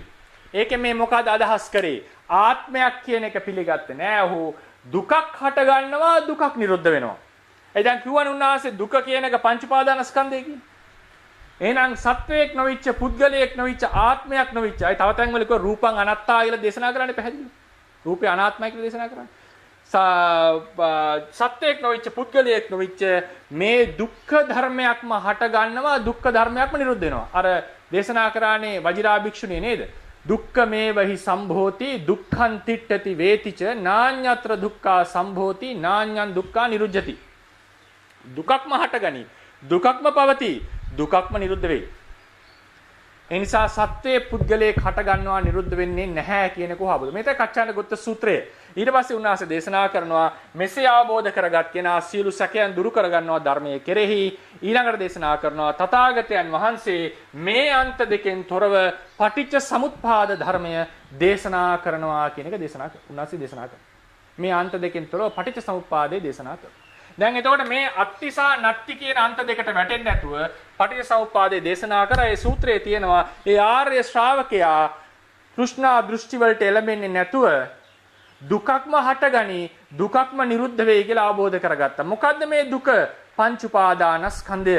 කොහොමද මේ ඇත්ත නැත කියන අන්ත දෙකට නොඇටි පටිච්චසමුප්පාදයක් මධ්‍යයෙන් දේශනා කරේ බුදුරජාණන් වහන්සේ. අපි කියනවා අවිද්‍යාව නිසා සංස්කාර. අපි කිව්වොත් එහෙම අවිද්‍යාව නිසා සංස්කාර, සංස්කාර නිසා විඥාන, විඥාන නිසා නාම රූප, නාම රූප නිසා සලආයතන, සලආයතන නිසා පස්සය, පස්ස නිසා වේදනාව, වේදනාව නිසා තණ්හාව, තණ්හාව නිසා උපාදානය, උපාදානය නිසා භවය, ජාතිය, ජරා, මරණය. මේක තමයි පටිච්චසමුප්පාද දේශනාව. මේ දේශනාවේදී අවිද්‍යාව නිසා සංස්කාර හට ගන්නවා, සංස්කාර නිසා විඥානය, විඥානය නිසා නාම රූප, නාම රූප නිසා සලආයතන, ඒ නිසා ස්පර්ශය, වේදනාව, ඒ නිසා තණ්හාව, තණ්හාව නිසා උපාදානය, උපාදානය නිසා භවය, භවය නිසා ජාති, ජරා, මරණ. එතන බුදුරජාණන් දේශනා දුකක්ම උපදී දුකක්ම නිරුද්ධ වෙයි කියලා අවබෝධ කරගන්න. දුකක්ම හටගනි දුකක්ම නිරුද්ධ වෙයි. කලින් කිව්වනේ සංස්කාරයන්ගේ ලෝකෙහි හට ගැනීම දකින්න කල්හි නැත කියන දෘෂ්ටිය නැති වෙනවා. ලෝකයේ බිඳනවා දකින්නකොට ඇත කියන දෘෂ්ටිය දුර වෙනවා. මොකද්ද මේ ඇත සහ නැත කියලා දේශනා කරේ? ඇත සහ නැත කියලා දේශනා කරේ අත්ති කියලා කිව්වේ සාස්වත දෘෂ්ටියට.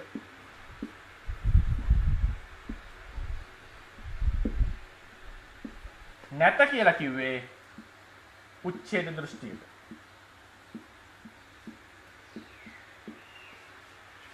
සාස්වත දෘෂ්ටිය කියලා කියන්නේ භවයෙන් භවයට සංක්‍රමණය වෙන වෙනස් නොවන සදාතනික ආත්මයක් ඇත.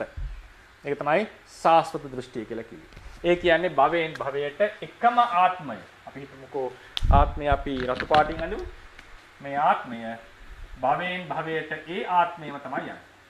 හරියට ගහකින් ගහකට කුරුල්ලෙක් යනවා. ආත්මය මේ හැමතැනම තිබිලා තියෙනවා. ආත්මය නිට්ටයයි වෙනස් වන්නේ නැහැ. ඒ වගේම ඕන කෙනෙක් තව කෙනෙක්ට කියන්න පුළුවන් තව සාස්වත දෘෂ්ටියක possibility එකක් තියෙනවා යම් කිසි අපි කියව ධර්මතාවයක් තියෙනවා දිගින් දිගට වෙනස් නොවි පවතින. ඒක සාමාන්‍යයෙන් ඇති වෙන්නේ නැහැ ඒ දෘෂ්ටිය. මොකද සත්‍යයට මම කියන හැඟීම සහිතව තමයි දෘෂ්ටිය සාමාන්‍යයෙන් උපදින්නේ. ඒ නිසා මේ ධර්මයක් දිගටම පවතිනවා කියලා කෙනෙක්ට තව කෙනෙක් හිතාගෙන යන්න පුළුවන්. එහෙම නැත්නම් ආත්මයක් භවයෙන් භවයට සංක්‍රමණය වෙනවා. උච්ඡේද දෘෂ්ටි වර්ග 4ක් තියෙනවා. උච්ඡේද දෘෂ්ටි වර්ග 4ක් තියෙනවා. පළවෙනි උච්ඡේද දෘෂ්ටිය තමයි ආත්මයක් පවතිනවා. ඒ ආත්මය මරණයෙන් කෙලවර වෙනවා. එතනින් එහාට නෑ.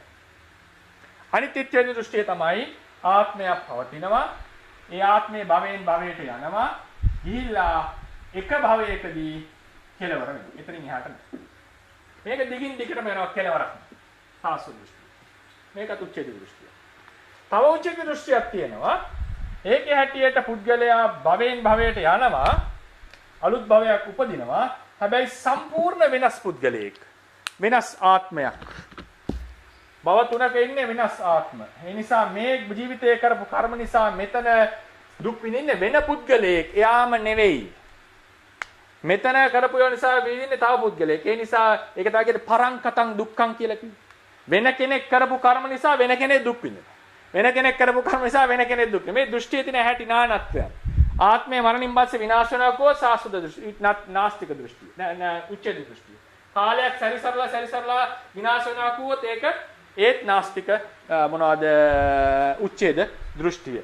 භවයෙන් භවයට උපදිනවා සම්පූර්ණ වෙනස් සත්වයක් කියලා කිව්වොත් එතනක් තියෙන්නේ උච්ඡේද දෘෂ්ටිය. එහෙම නැතුව තව කෙනෙක් කියන්නට පුළුවන් මෙතන ධර්මතා ටිකක් තියෙන මේක අපි ධර්මයක් කියලා.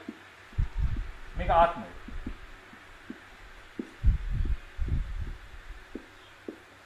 මේවත් ආත්මය ගැන කතා කරනවා. මෙතන තියෙන්නේ ආත්මය. මෙතන තියෙන්නේ ආත්මය.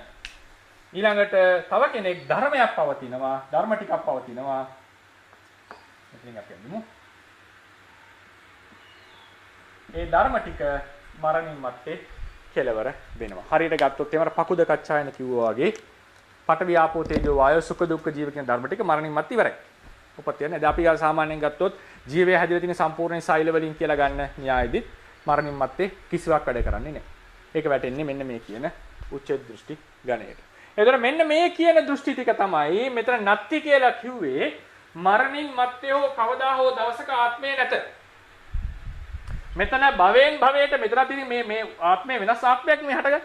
මෙතනත් මේ නාස්තික භාවයක් තියෙනවා මේ භවයෙන් භවයට. ධර්මත් පරම්පරාවදින ආත්මයක් නෑ මොනවා හරි ඔය ඉලෙක්ට්‍රෝන ප්‍රෝටෝන හරි මොනවා හරි ධර්ම ටිකක් තියෙනවා ඒ ටික විනාශ වෙනවා මරණයෙන්. ඒකත් නාස්තික භාවයක් තියෙනවා. ඒකත් නැත්තික මොකද්ද? උච්ඡේද දෘෂ්ටිය. සාස්ත්‍ව දෘෂ්ටියේ ආත්මයේ භවයෙන් භවයට සැරිසරනවා කෙලවරක් වෙන්නේ නෑ නිට්ටයයි. මොකක් හරි ධර්මයක් මේක කලාතුරකින් එන්න පුළුවන් බව නිසා මම දන්නේ. මේ සාස්ත්‍ව ධර්මයක් සදාතනිකව පවතිනවා. එතන මෙන්න මේ කියන දෙක තමයි බුදුරජාණන් වහන්සේ කිව්වේ අන්ත දෙකක් කියලා. මම මේ අන්ත දෙකට යන්නේ නැහැ, වැටෙන්නේ නැහැ. මම දේශනා කරන්නේ මධ්‍යයෙන් ධර්මයේ දේශනා කරනවා. කිව්වනේ දුකක්ම උපදී දුකක්ම නිරුද්ධ වේ. බුදුරජාණන් වහන්සේ ඒ වෙලාවේ දෙවෙනි යට කිව්ව මතකද දන්නේ නැහැ. හොඳට මේ අවධානය තිබුණා නම් මම කිව්වා බුදුරජාණන් වහන්සේ දේශනා කරනවා සංස්කාරයන්ගේ ඉපැත්ම දකින්නකොට නාස්තික දෘෂ්ටියත්, නිරෝධය දකින්නකොට සාස්වත දෘෂ්ටියක් දුර වෙනවා කියලා කිව්වා. සංස්කාර ඉපදෙනවා දකින්නකොට නැත්ති කියන අන්තයෙන් දුර වෙනවා. සංස්කාරය බිඳෙනවා දකින්නකොට අත්ති කියන අන්තයෙන් දුර වෙනවා. කොහොමද ඒක අපි තේරුම් ගන්නෙ? කොහොමද ඒක අපි වටහා ගන්නෙ? අපි හිතමුකෝ සංස්කාරයන්ගේ ඇතිවීම. දැන් පටිච්චසමුප්පාදයේ හැටියට අවිද්‍යාව නිසා සංස්කාර නිසා මේ භවයේ අලුතෙන් විඥානයක් හට ගන්නවා. ඊළඟට කර්ම රැස් කිරීම නිසා ඊළඟ භවය හට ගන්නවා. පටිච්චසමුප්පාදය කියන්නේ භව තුනක දේශනාවක්. පටිච්චසමුප්පාදය කියන්නේ භව තුනක දේශනාවක්. අභිධර්ම ප්‍රකරණයේ තියෙනවා වෙන වෙන පටිච්චසමුප්පාද දේශනා. සාමාන්‍යයෙන් පටිච්චසමුප්පාදයෙන් බලාපොරොත්තු වෙන්නේ භවයෙන් භවයට කොහොමද මේ ස්කන්ධ පරම්පරාව යන්නේ කියන. පටිච්චසමුප්පාදයේ බලාපොරොත්තුව මේ සාස්වත උච්ඡේද දෘෂ්ටි දෙක දුරු කිරීමයි. ඒකටයි පටිච්චසමුප්පාදය දේශනා කරන්නේ. පටිච්චසමුප්පාදය මේ භවයේත් අපිට හේතුඵල ධර්මයේ තේරුම් ගන්න පුළුවන්. මේ පටිච්චසමුප්පාදයේ වැදගත්ම අංගයක් තමයි සංස්කාර නිසා විඥාන, භවය නිසා ජාතිය සිද්ධ වෙනවා කියලා. දැන් උදාහරණයක් විපස්සනා වඩනකොට ditthi visuddhi අවස්ථාවේදී ධර්මය ගොඩක් පතරයි පවතින්නේ කියන එක අපි තේරුම් ගන්න. ඒ වගේම මේ භවයේ ඇතුලේ හේතුඵල සම්බන්ධය තරමකට තේරුම් ගන්න. උදාහරණයකට ශබ්දේ නිසා, කන නිසා සෝත විඥානය හට ගන්නවා. රූපයයි ඇසයි නිසා චක්කු විඥානය හට ගන්නවා. මේක ditthi visuddhi අවස්ථාවේ දැනගන්න. නමුත් කාංකා විතරණ විසුද්ධියේදී සැකදුරු වෙනවා කියලා කියන්නේ භවයෙන් භවයට තියෙන හේතුඵල සම්බන්ධතාවය දැනගන්න. ඒ නිසා ඒකට අපි විශේෂයෙන් මනසිකාර කරනකොට කර්මය නිසා කලින් භවයේ කර්මය මේ භවයේ පැවැත්මට, මේ භවයේ කර්ම ඊළඟ භවයේ පැවැත්මට වෙන හැටි අපි අවබෝධ කරගත යුතුයි. ඒකෙන් කියන්නේ පෙර භවයේ පසු භවයේ බලන්න ඕනේ කියන එක නෙවෙයි, අවබෝධය ඇති කරගන්නට වෙනවා. ඒ නිසා පටිච්චසමුප්පාදය කියන එක හැමතිස්සෙම භවයෙන් භවයට කතා කරපු දේශනාවක්. සමහරවිට භව දෙකක් වෙන්නට පුළුවන්, භව තුනක් වෙන්නට පුළුවන්. ඒකෙදී දැන් බුදුරජාණන් වහන්සේ දේශනා කරනවා අවිද්‍යා සංස්කාරාදී නිසා විඥාන හට ගන්නවා. මරණින් මත්තේ සංස්කර්ම රැස් කළා තියෙනවා නම් විඥාණය හට ගන්නවා. කර්ම රැස් කළා තියෙනවා නම් කෙලෙසයන් නිසා අලුතෙන් උප්පත්තියක් සිද්ධ වෙනවා. එතකොට උප්පත්තිය සිද්ධ වෙනවා කියන එක දකිනකොට මරණින් මේක අවසන් වෙනවා කියන මේ කතා ටික නැති වෙලා යනවා. මේ දෘශ්‍යවල. ඒ නිසා උප්පත්තිය සංස්කාරයන්ගේ ඉපැත්ම, සංස්කාර හේතු ඇති කල්හි පළවෙන සංස්කාරය ප්‍රතිඵල වෙන සංස්කාරය හටගන්න බව, පවතින බව දකිනකොට මේ කියන අවසන් ආත්මේ නැති වෙනවා, ධර්මයක් මරණින් මස්සේ අවසන් වෙනවා කියන දෘශ්‍ය ටික නැති වෙලා යනවා. විශේෂයෙන්ම මෙතන පවතින්නේ ධර්ම ටිකක් සත්වයේ පුද්ගලයෙක් නෙවෙයි. දුක්ඛං uppajjati දුක්ඛං නිරුද්ධති. කියවනේ ආර්ය ශ්‍රාවකගේ අවබෝධය දුකක්ම උපදී, දුකක්ම නිරුද්ධ. මේ කච්චානගත සූත්‍රයේදී. ඒක දුකක්මයි හටගන්නේ. මොකද විඥානය කියන්නේ විඥානං දුක්ඛං දේශනා කරලා තියෙනවනේ. නේද? ජාතිපි දුක්ඛා, ජාති දුකක්. එතකොට මේ හැමතැනම දුක්ඛයක් ලෙස බුදුරජාණන් ස්පර්ශයේ දුකයි, වේදනාව දුකයි, දේශනා සලායතනයේ දුකයි, පැහැදිලිවම දේශනාවේ දක්වනවා. මේ දුකක්මයි හටගන්නේ. දුකක්මයි පවතින්නේ. මේ දුකේ හට හේතු ඇති කල්ලි දුක හට ගන්නවා කියලා දකිනකොට ධර්මයක් මරණින් මත්තේ කෙලවර වෙනවා කියන එක දුර වෙලා යනවා. හේතු ඇති කල්ලි ධර්මයෝ දිගින් දිගට පහළ වෙනවා. ඊළඟට මෙතන සත්‍යයේ පුද්ගලයෙක් නැහැ, ධර්ම ටිකක්ම තමයි හේතුඵල වශයෙන් පවතින්නේ කියනකොට ආත්මයක් විනාශ වෙනවා, පරණ ආත්ම විනාශ වෙනවා කියන කතාවක් නැති වෙලා යනවා. මොකද හේතුව උච්ඡේද දෘෂ්ටිය මෙතනින් එහාට ආත්මය යන්නේ නැහැ. මොකද කියන කතාව දුරු වෙනවා. ආත්මයක් ඇත්තේ නැහැනේ කොහොමද යන්නේ? ඒ වගේම උප්පත්තියක් තියෙනවා. ඒ කියන්නේ මේකෙන් අවසන් වෙන්නේ නැහැ. මෙතන තියෙනවා වැරදි අදහස් දෙකක්. මේ උච්ඡේද දෘෂ්ටි වැරදි අදහස් දෙකක් තියෙනවා. පුනරුත්පත්තියක් නැහැ කියන එක වැරදි අදහසක්. ආත්මය විනාශ වෙනවා කියන එක වැරදි අදහසක්. පුනරුත්පත්තිය නැහැ කියන එක දුරු වෙනවා මේ ස්කන්ධයන්ගේ ඉපත්ම දකින්නකොට. ආත්මය නැහැ කියන එක දුරු වෙනවා මෙතන ධර්ම පරම්පරාවක් විතරයි යන්නේ කියන එක දකින්නකොට. ඒ නිසා උච්ඡේද දෘෂ්ටි තුනටම පවතිනවා. මොකද මේක ආත්මයේ පදනම් වෙච්ච දෘෂ්ටියක්. ඒ දෘෂ්ටියට පවතින්න බෑ. පවතින්නේ දුක්ඛ ස්කන්ධයක පැවැත්මක්.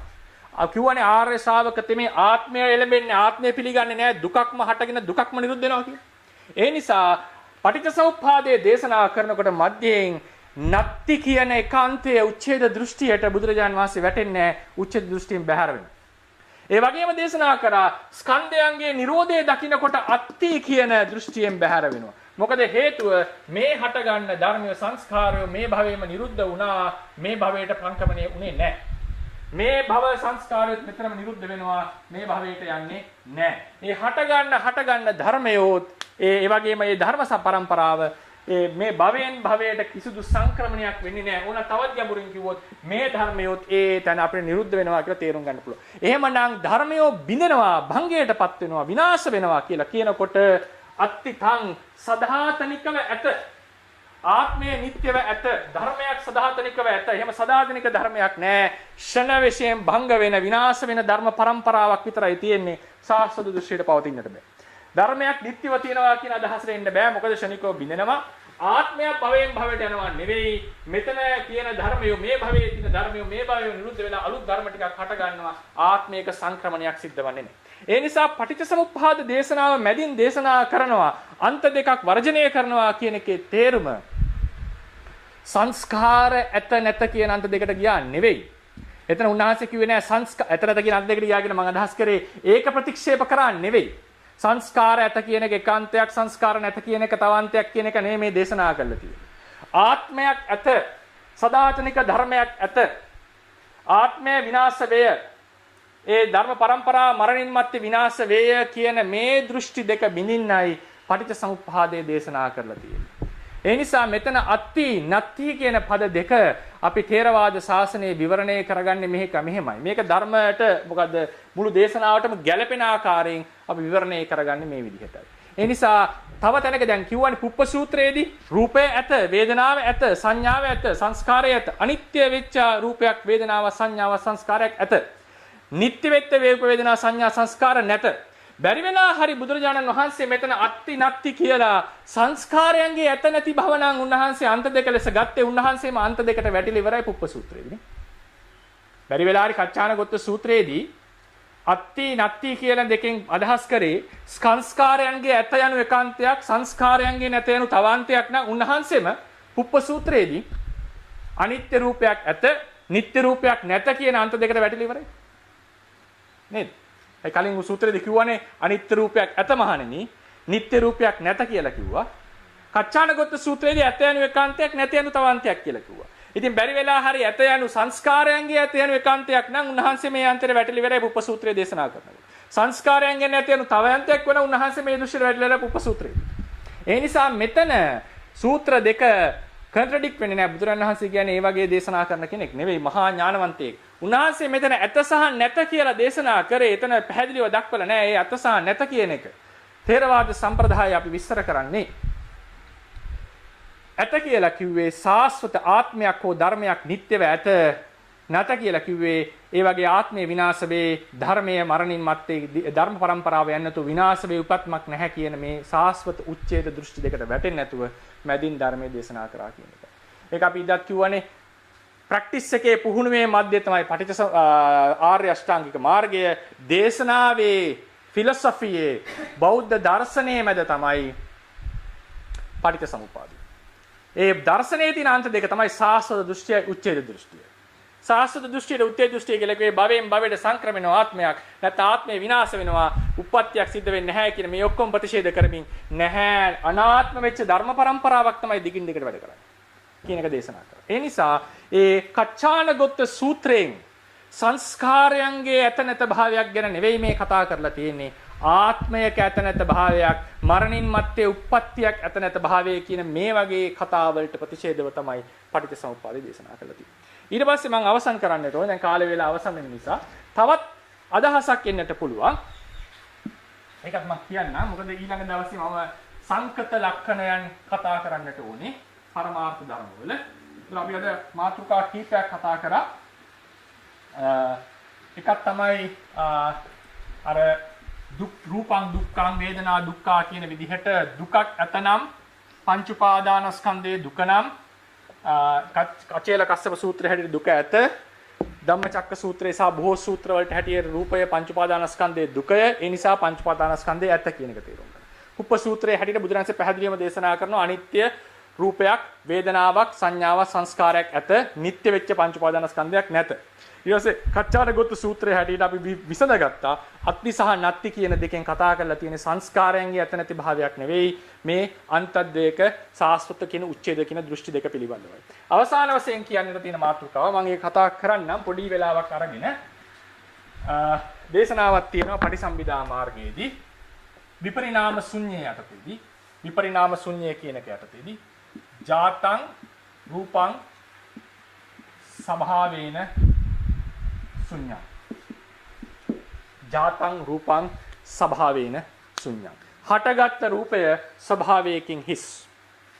මේකෙන් කෙනෙක්ට හිතෙන්න පුළුවන් රූපය ස්වභාවයක තමන්ට ආවේනික වෙච්ච ලක්ෂණයක් ස්වභාවයක් තියෙනවා කියලා කියන පඨවි ධාතුවේ ස්වභාවය තමයි තද ගතිය.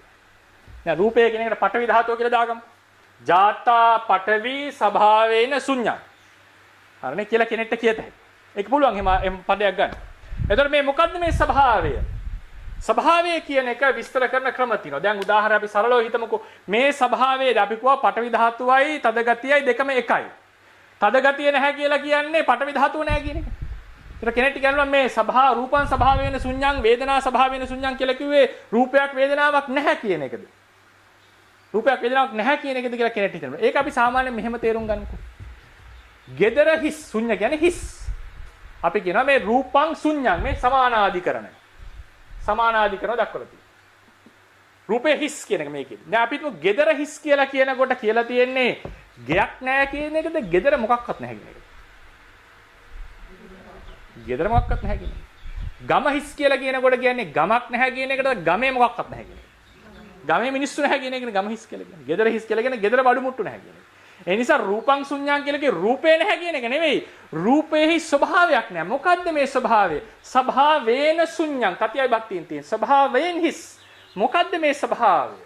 මේ ස්වභාව වර්ග කීපයක් තියෙනවා. සයම් භාවෝ ස්වභාවය.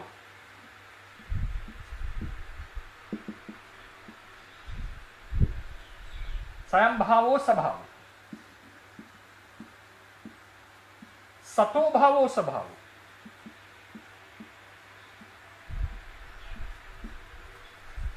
සයම් භාවෝ ස්වභාවෝ සතෝ භාවෝ ස්වභාවෝ. ඊළඟට තව අර්ථකථනයක් ගේන්න පුළුවන් සඛෝ භාවෝ ස්වභාවෝ ඕනනම් කෙනෙක්.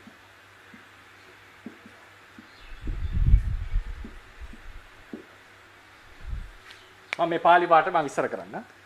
සයම් භාවෝ ස්වභාවෝ සතෝ භාවෝ ස්වභාවෝ සඛෝ භාවෝ ස්වභාවෝ. දෙන වචන තුනම පාලියෙන් ගන්නට පුළුවන්. භාවෝ කියලා කියන්නේ ඉපදීම කියන එකයි පහළ වීම කියන්නේ. භවති කියන්නේ තියනවා කියන එක භවති කියලා කියනකොට පහළ වෙනවා, හට ගන්නවා කියන. භාවෝ කියන්නේ ඉපදීම. සයන් කිව්වේ මොකද්ද? තමන්ම හට ගන්න භව. තමන්ම හට ගන්න භව. ජාතං කියලා කිව්වේ හටගත්ත කියන එක. මම මේ පදේ අවසානයේදී එන්නම් ජාතං කියන පදේට. ජාතං හටගත්ත රූපය ස්වභාවේන ශුඤ්ඤං. ස්වභාවයෙන් හිස්. මොන ස්වභාවයෙන්ද හිස්? හටගත්ත රූපය සයම් භාවේන ශුඤ්ඤං. ස්වභාවේන ශුඤ්ඤං. මොකද සයම් භාව කියන්නේ තමන්ම හටගන්න, තමන්ම ඉපදෙන බව. තමන් විසින්ම ඉපදීම. තමන් විසින්ම ඉපදෙන බව. ඒ තමන්ම විසින්ම ඉපදෙන භාවයකින් රූපේ හිස්. අයි හේතුව රූපේට පුළුවන් තනියම හටගන්න බෑ. රූපේ හටගන්න හේතු නිසා. අන්නේ හේතු නිසා සංකත පරමාර්ථ ධර්මයක් කියලා අපි කියවනේ. තවත් පරමාර්ථ ධර්ම නිසා රූපේ හටගන්න. තමන්ම හටගන්නා වූ ඒ ස්වභාවයෙන් රූපේ හිස්. ඒ කියන්නේ රූපේට තනියම හටගන්න බෑ. මෙතන සතෝ කියලා කියන්නේ සං කියන රූපයෙන් හැදෙන්නේ. සං කියන එකට එකක් තමයි ආත්මය කියන්නේ. පාලි ව්‍යාකරණවල දක්වනවා. සං කියන පදේ අර්ථයක් තියෙනවා ආත්මය කියන අර්ථය. සං කියන එකේ. තෝ කියලා කියන්නේ මෙතන වශයෙන් අපි කියන එක තතියා විභක්තිය කියලා ගන්නෙ. අනිච්චතෝ දුක්ඛතෝ වශයෙන්. එතන ගන්නේ මේ වශයෙන්. ඒතර සතෝ කියන්නේ සතෝ භාවෝ ස්වභාවෝ. ආත්ම වශයෙන් ඉපදීමෙන් හිස්. ආත්මයක් ලෙස ඉපදීමෙන් හිස්. ආත්මයක් ලෙස ඉපදෙන බවෙන් හිස්. ඒ කියන්නේ ආත්මයක් ලෙස නෙවෙයි උපදින්නේ. අනාත්ම ධර්මයක් ලෙස උපදින්නේ. සකෝ භාවෝ ස්වභාවෝ කියලා කියම සුඛීය භාවය. ඒ කියන්නේ පඨවි ධාතුවේ භාවය, සුඛීය භාවය, පඨද ගතිය, Tamanට අයත් ලක්ෂණය. Tamanට අයත් ලක්ෂණයෙන් හිස් කියලා කිව්වොත් මෙන්න මේ නිර්වචනය අපි මෙතනට අදාළ කරගන්න බෑ. මොකද හේතුව? මේ නිර්වචනය අදාළ කරගත්තොත් රූපේ නැහැ කියන එකනේ අපි කියලා තියෙන්නේ. ඒ කියන්නේ සකෝ භාවේන ස්වභාවෝ කියලා කිව්වොත් මේ රූපේ නැහැ. දැන් ඒ කියන්නේ උදාහරණයකට රූපය ස්වභාවයෙන් ශුන්‍යයි කියලා තියෙනවා. එතන මෙතන කියලා තියෙනවානේ රූපය මේ ස්වභාවයෙන් හිස්. gedara බඩු වලින් හිස්. හරිනේ? එතකොට gedara දැන් මෙහෙම කිව්වොත් එහෙම gedara ගෙයි භාවයෙන් හිස් කියලා කිව්වොත් දැන් උදාහරණ ස්වභාව කියලා කියන්නේ තමන්ගේ සුඛීය භාවය. පඨවි ධාතුව ගත්තොත් පඨවි ධාතුවේ සුඛීය භාවය තද ගතිය. පඨවි ධාතුව තද ගතියෙන් හිස් කියන එක තමයි මේ නිර්වචනය ගත්තොත් වෙන්නේ. අපි සරල උදාහරණයක් කියමුකෝ. gedara කියලා එකක් තියෙනවා. gedara කියන එකේ ගතියක් තියෙනවා. මොකද්ද gedara කියලා කියන්නේ? වහලයක්. තියෙන මිනිස්සුන් ඉන්න පුළුවන් තැන. gedara ගෙයි භාවයෙන් හිස් කිව්වොත් ඒ පදය විස්තරයක් නැහැ. ඒක තේරුමක් නැහැ ඒ පදේ. ඒ කියන්නේ අපි හිතමු මනුස්ස භාවයක් තියෙනවා. මනුස්ස භාවය කියලා කියන්නේ කුසල ප්‍රතිසන්දිය, කුසල විපාක ප්‍රතිසන්දිය, කුසලයකින් ඉපදීමක්, උසස් මනසක් ඇති බව. මනුස්සයා මනුස්ස භාවයෙන් හිස්. ඒතර මනුස්සය, ඒ කියන්නේ මනුස්ස කියන වචනේ මවුල්නේ ඒක. මනුස්සයා මනුස්ස භාවයෙන් හිස් කිව්වොත් එහෙම ඒක ව්‍යාකරණ, ඒ කියන්නේ අර්ථ වශයෙන් උත් ඒකේ දෝෂ සහිතයි. ඒ නිසා මෙතන රූපය සොකීය භාවයෙන්, තමන්ගේ ස්වභාවයෙන්, සකෝ භාවය කියන්නේ තමන්ගේ ස්වභාවය කියලා. තමන්ගේ ස්වභාවයෙන් හිස් කිව්වොත් තමන් නැහැ කියන එකයි කියලා තියෙන්නේ. ඒක න්‍යාය ග්‍රන්ථයක් වශයෙන් උත් වැරදි. ඒ කියන්නේ ව්‍යාකරණ අනුකූලව ඒක අවුල් සාගත වාක්‍ය. ඒකට හොඳම තියෙන ප්‍රතිඋත්තරය තමයි පුප්ප සූත්‍රයේදී බුදුරජාණන් දේශනා කරා අනිත්‍ය රූපයක් ඇත, අනිත්‍ය වේදනාවක් ඇත, සංඥා ආදිය ඇත කියන එක දේශනා කරලා තියෙනවා. ඒ නිසා මේ සකෝ භාවෝ ස්වභාවෝ කියන අර්ථය අපි ථේරවාද ශාස්ත්‍රයේදී මෙතන අර්ථකථනය කරන්නේ නැහැ. මෙතන අපි ගන්නේ තමන්ම උපදින භාවයෙන් ශුන්‍යයි. ඊට පස්සේ තව එකක් තමයි ආත්මයක් ලෙස උපදින භාවයෙන් ශුන්‍යයි. ඒ නිසා ආත්මයක් නැත කියන එකයි රූපය ශුන්‍යයි කියලා තියෙනවා. ඊළඟ අවසාන වශයෙන් ජාතං රූපං හටගත් රූපය. හටගත් රූපයක් කියලා කියන්නේ පෙර නොතිබී හටගත් ධර්මයක් කියන එකයි. දැන් උපත්මක් නැති ධර්මයට අපි ජාතං කියන්නේ නිර්වාණයට කියන අජාතං කියලා. හට නොගන්න නිසා. අජාතං. දැන් අපි ගන්නවා ඉපැත්ම කියන එක. ඒක ටිකක් නොතේරෙන්න පුළුවන් සමහර මම කෙටියෙන් කියලා යන්න. ඒ කියන්නේ ධර්මයයි සහ ධර්මයක ඉපැත්ම කියන එක දෙකක් කියලා අපි දේශනා කරනවා. ඉපැත්මට ඉපැත්මක් නෑ. ඉපැත්ම කියන්නේ පරමාර්ථ ධර්මයක් නෙවෙයි. පරමාර්ථ ධර්මයකට ඉපැත්මක් තියෙනවා. ඉපැත්මට ඉපැත්මක් නෑ අපේ දර්ශනය හැටියට. ඒ නිසා ජාතා ජාති කියලා ජාතා ජාති කියන වචනේ යොදලා නෑ. මොකද ජාතියට ඉපැත්මට ඉපැත්මක් නැති නිසා. නිර්වාණයට ඉපැත්මක් නිසා අජාතං කියලා කිව්වා. ජාත කියන වචනේ යොදලා තියෙනේම හට ගන්න ධර්මයකට. හට ගන්න. ඒ නිසා රූපය හටගත්ත බව මේකෙන් කියලා තියෙනවා.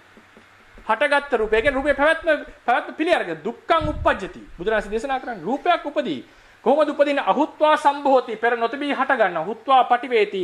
පැවතිලා නිරුද්ධ වෙනවා. එතකොට කියන්නේ අපේ කෙනෙක්ට හිතෙන්නට පුළුවන්, කාට හරි කෙනෙක්ට හිතෙන්නට පුළුවන් මේ රූපේ හිතේ හටගත්ත රූපයක්ද?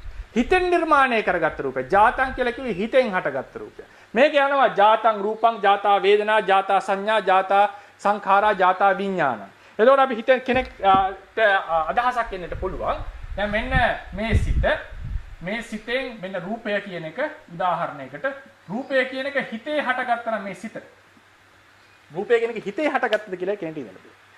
එතකොට අපි එතකොට රූපය කියන එක බාහිර නැහැ. රූපේ තියෙන හිතේ කියලා කාට හරි අදහසක් එන්න පුළුවන්. මේ ජාත කියන රූපේ තවත් විදිහකට නිර්වචනය කරගන්න පුළුවන් අපිට. මොකද අපිට නාන විදිහට හිතන්නට පුළුවන්. ඒක මනුස්ස ස්වභාවය. ඒක වරදක් කියන්න බෑ අපිට. එතකොට දැන් සිතකින් රූපයක් දැකනකොට රූපේ සිතේ හටගත්තා කියලා තර්කයක් ගේන්නට පුළුවන්. හැබැයි මේක වළංගු වෙන්නේ නැහැනේ ජාතං විඥානං කියන තැන. දැන් රූපය කියන එක හිතේ හටගත්තා නම් අපි දන්නවා සිතකින් තවත් මේ සිත අරමුණු කරන්න බැරිද? දැන් මේ එක සිත කියලා ගත්තොත් මේ පළවෙනි සිත දෙවෙනි සිතෙන් අරමුණු කරන්න බැරිද? පුළුවන්නේ. අපේ සිතක් සිතෙන් අරමුණු කරන්න පුළුවන්නේ. එතකොට ජාතං විඥානං කියන තැන ජාතං විඥානං කියන එක හිතේ හට ගැනීම විතර නෑ. බාහිර නෑ රූපය. හිතේ හටගන්නේ කියලා කිව්වොත් ජාතං විඥානං කියන විඥානේ හිතේ හටගෙන බාහිර විඥානයක් නෑ. ඒතර මේ සිතෙන් මේ සිත අරමුණු කරනකොට මේ අරමුණු කරන සිතක් හිතේ හටගත් එකක්ද? එහෙමනම් මේ සිත බාහිර නෑනේ. ඒ කියන්නේ මේ සිත නැහැ කියන එක. පැහැදිලි වෙනවද කරුණ? අපි කියනවා රූපය හිතේ හටගත්ත. රූපේ බාහිර නෑ. හිතෙන් හිතක් අරමුණු කරොත් එහෙම ඒ දෙවෙනි හිතෙන් පළවෙනි හිත අරමුණු කරනකොට ඒ පළවෙනි හිත හිතේ හටගත්ත හුදු හිතේ විතරක් හටගත්ත එකද කලින් හටගත්ත හිතක්? කලින් හටගත්ත හිතන්නේ. බැරි වෙලා හරි ඒ සිතත් හිතේ හටගත්තකොත් පළවෙනි හිතේ නිෂේධයෙන් අපි පනවන්නේ පළවෙනි හිත තිබුණ නැහැ කියන එක නබි කියන්නේ. එතකොට මේ සිතම ඉවරයිනේ මේ කතාව. ඒ කියන්නේ පවතින මේ සිතත් තව සිතකින් අරමුණු කරොත් ඊට පස්සේ මේ දෙවෙනි සිත තුන්වෙනි සිතකින් අරමුණු කරොත් තුන්වෙනි සිතෙන් දෙවෙනි සිත අරමුණු කරොත් මේ සිත නැහැ නේද? මේ සිත හිතේන හටගෙන මේ සිත බාහිර නැහැ වෙන්න එපා. එහෙම වුණොත් මේ සිද්ධි සමුදායම නිෂේධ වෙලා යනවා. ඒක ථේරවාද ධර්මයේ පිළිගන්න අදහසක් නෙමෙයි. එකම තැනයි එතන ගැලවෙන්නට පුළුවන් ඒ තර්කයේ හැටියට සිත පමණක් පවතී. ඉතිරි සියල්ලක්ම නැහැ කියලා අර්ථකථන නැගෙන. ඒක තමයි යෝගාචාර කියන වසුබන්දු ආදී ආචාර්යවරුන් ගෙනාපු අදහස. ඒ වසුබන්දු ආදී ආචාර්යවරුන්ගේ හැටියට විඥානයේ පමණයි පවතින්නේ. ඉතිරි සියල්ලම සිතේ ගොඩනගාගත්තා. ඒකට කියනවා විඤ්ඤාප්ති මාත්‍ර කියලා. ඒක වැටෙන්නේ මහා සාංගික කියන කුලකෙහි ආචාර්ය කුලකෙහි බෙදීගෙන යනකොට ඒක සර්වස්තිවාදීන් ආදී ඒවත් එකතු වෙනවා. තේරවාදයේ සමහර තැනුත් එකතු වෙලා තමයි ඒක ගොඩ නැගින්නේ. ඒකේ හැටියට විඥානයේ පමණයි පවතින්නේ. මාධ්‍යමික දර්ශනයේ හැටියට සිත පවතින්නේත් නැහැ. සියල්ලම ශුන්‍යයි. තේරවාදීන්ගේ හැටියට පරමාර්ථ රූප වේදනා සංඥා සංස්කාර පරමාර්ථන පවතිනවා. හැබැයි ඒ පවතින කෙටි කාලය විතරයි. ඉපදිලා නිරුද්ධ වෙනකන් තමයි පවතින්නේ. සදාතනිකව පවතිනවා නෙවෙයි. කෙටි කාලේ ඒකේ ඉපැත්ම භංගය අතර තුලේ මේක පවතිනවා. මේක විද්‍යමාන. මේක හිතෙන් ගොඩනගා ගන්න දසක් නෙමෙයි. ඒක විද්‍යමාන ධර්මයක්. ඒ නිසා තේරවාදීන්ගේ හැටියට පරමාර්ථ ධර්මියෝ විද්‍යමාන. ඒක තමයි මට අද දවසේ කතා කරන්න තියෙන මාතෘකාව. එනදා ඊළඟ දවසේ මම සංකත ලක්ෂණයන් කතා කරමින් ඉදිරියට යනවා. මේ විද්‍යමාන භාවයේ නැවත පරමාර්ථ කියන පාඩමේ අවසානයේදී නැවත මම සාකච්ඡාවට ගන්නවා. ඒකෙදී සාමාන්‍යයෙන් අපි පැතිකඩ කිහිපයකින් අරගෙන කොහොමද මේ විද්‍යමානත්වය පිළිබඳව අපිම ප්‍රශ්න කරමින් කොහොමද මේක තවත් ස්ථාවර කරගන්නේ මේ අදහස කියන එක අවසානයේදී පරමාර්ථ කියන කතාව අවසානයේදී සාකච්ඡා කරන්න බලාපොරොත්තු වෙනවා. එහෙනම් ප්‍රශ්න තියෙනවා නම් විමසන්නට.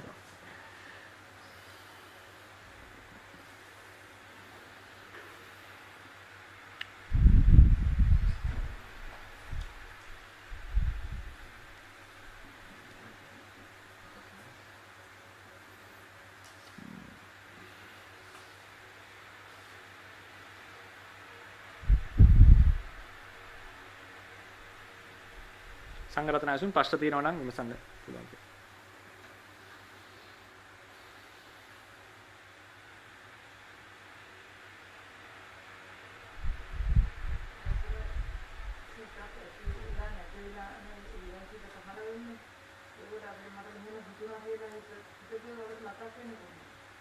අය කියන්නේ අපි දිගේ මෑණියෝ අහන ප්‍රශ්නේ සිතක් ඉපදිලා නිරුද්ධ වෙනවා. තව සිතකින් ඒ සිත මතක් කරනවා. ඒ සිත සම්පූර්ණ නිරුද්ධයිනේ. කොහොමද ඒක පවතින්නේ? කොහොමද ඒක අරමුණු කරන්න කියලා. ওই ප්‍රශ්නය පිළිබඳව තුන්වෙනි සංගායනාවෙත් වාදයක් ගියා. සර්වස්ත්‍රිවාදීන් කියන නිකාය හැටියට සර්ව අස්තිනේ. සර්ව අස්ති සියල්ල ඇත.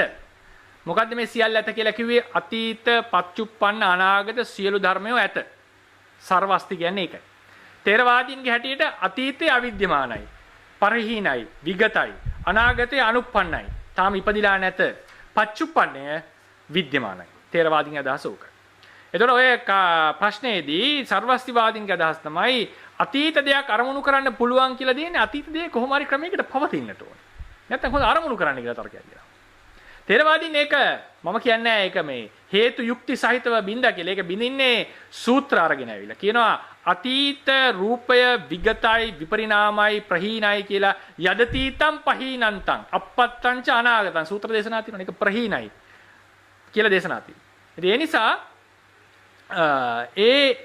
මොනවද ඒ දේශනා අරගෙන තේරවාදීන් කියනවා අතීතය නැහැ, අනාගතේ නැහැ, පච්චුප්පන්නේ පවතින. හැබැයි අතීතය අරමුණු කළ හැක. එච්චරයි තියෙන්නේ වාදේ. අතීතය අරමුණු කළ හැක. අතීත ආරම්මණයක් තිබේ. අතීතය අරමුණු කළ හැක. හැබැයි අතීතයේ විද්‍යමාන නොවේ. ඒකට හේතුව ලෙස අපි එන්නේ සිතේ තියෙනවා එවන් වූ හැකියාවක්. අතීතයේ අරමුණු කළ බව හැකි බවක් තියෙනවා. හැබැයි එක්ස්පීරියන්ස් එක කොහොමද දැනෙන්නේ කියන එක මම නාම කියන පාඩමේ වෙනම මාතෘකාවක් යටතේ කතා කරනවා. ඒක අපි ඉංග්‍රීසියෙන් කියනවා සබ්ජෙක්ටිව් එක්ස්පීරියන්ස් කියලා. ඒකෙදි කොහොමද මේ අතීතය ඒ සිදුවෙච්ච සිදුවීම් අපිට රිකෝල් කරන්න පුළුවන් උනේ කියන එක අපි මේ සාසන හැටියට අපි කතා කරනවා. දැනට අපි මතක තියාගමු සිතට හැකියාවක් තියෙනවා. එහෙම නිරුද්ධ වෙච්ච ධර්මයක් අරමුණු කරන්න පුළුවන් කියලා. සර්වස්තිවාදීන් කිව්වේ අතීතය අරමුණු කරන්න පුළුවන් කියන එකෙන් කියවෙනවා නිරුද්ධ වෙච්ච ධර්මයේ වෙන ක්‍රමයකට පවතිනවා. අනාගතය අරමුණු කරන්න පුළුවන් කරන අනාගතංශ ඥාණයෙන් ඒ නිසා වෙන ක්‍රමයකට පවතිනවා. පච්චුප්පන්නට එනවා කියලා කියන්නේ අවස්ථා විපරිණාමයක් මිසක් ධර්මයේ විනාශයක් නෙවෙයි. ධර්මයේ අලුතෙන් හටගෙන විනාශ වුණා නෙවෙයි. තිබිච්ච ධර්මයක්ම පච්චුප්පන්න අවස්ථාවට පැමිණියා. ඒ ධර්මයේම අනාගතයේදී අනාගත ඒ කියන්නේ නිරුද්ධ කලින් අනාගත අවස්ථාවේ එක විදිහකට පැවතියා. පච්චුප්පන්නයට තව විදිහකට ආවා. අතීතයේදී තව ක්‍රමයකින් පවතිනවා. මේක තමයි සර්වස්තිවාදී නිකායේ අදහස. තේරවාදීන් උත්තරේ තමයි නිරුද්ධ වෙච්ච ධර්මයක් අරමුණු කිරීමේ හැකියාව සිතට ඇත.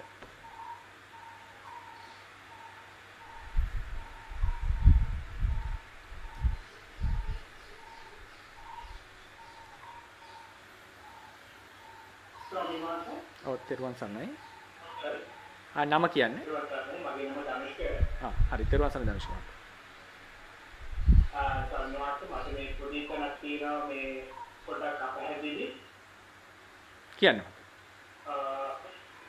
සම්මාත දැන් චිත්තේ කෘත්‍ය විඥානයේ කෘත්‍ය සඳහන් කරනවා අරමුණ ගැනීම කියලා. ඒකෝ ස්වාමීන් වහන්සේ අරමුණක් කියන්නේ මොකක්ද? අරමුණක ස්වභාවය මොකක්ද? කියන්නේ අර මම බොහොම බේසික් ප්‍රශ්නයක් අහන්නේ තවද බොහොම සමාවෙන්න මේ මගේ ධර්මඥානයේ කොහොම අදී සම්බන්ධයෙන් මට ඒක තේරුම් ගන්න ඒකට උදාහරණයක් දෙන්න පුළුවන් ස්වාමීන් වහන්සේ.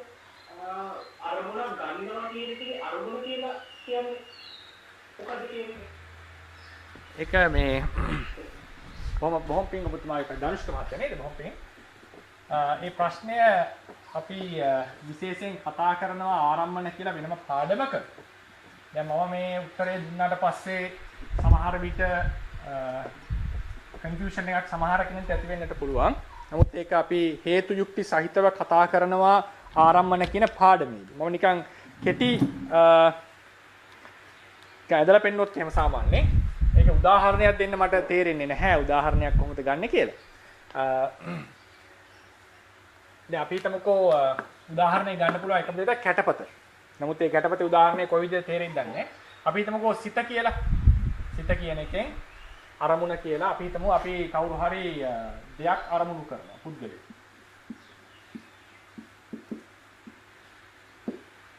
පුද්ගලයෙක් අරමුණු කරනවා. අපි ඇසෙන් මේ පුද්ගලයා අපි සිතෙන් මේ පුද්ගලයා දකින්න අපිට පැහැදිලිව මේ පුද්ගලයාගේ වර්ණ රූපය අරමුණු කරන්නට පුළුවන් වෙනවා. ඉතින් එතකොට අපි කියනවා මේ පුද්ගලයා තමයි අරමුණ. සිතෙන් පුළුවන් මේක අරමුණු කරන්න. මෙහෙම ඒක කිව්වට ඒක එච්චරම දැනෙන්නේ නැහැ. අපි මෙහෙම උදාහරණයක් ගමුකෝ. තේරවාද ශාසනයේ හැටියට මේකට කරුණු ගොඩාක් කියන්න වෙනවා මේක සාධනය කරන්නට. කෙටි උත්තරයක් ලෙස කිව්වොත් එimhe සිතෙන් ගන්න දේ තමයි අරමුණ. නමුත් මේ ප්‍රශ්නේ අහන්නේ කොහොමද මේ අරමුණ විස්තර කරන්න කියලා. දැන් තමාට පදනම් වෙනවා ඇත්තේ සිත කියන්නේ නාම ධර්මයක්, අරමුණ කියන්නේ රූපය කියන එක බාහිර තියෙන දෙයක්. එහෙනම් කොහොමද මේක දැනගන්නේ? මොකද්ද දැනගන්නේ? කොහොමද මේ ඉන්ටරැක්ෂන් එක සිද්ධ වෙන්නේ කියන ප්‍රශ්නේ.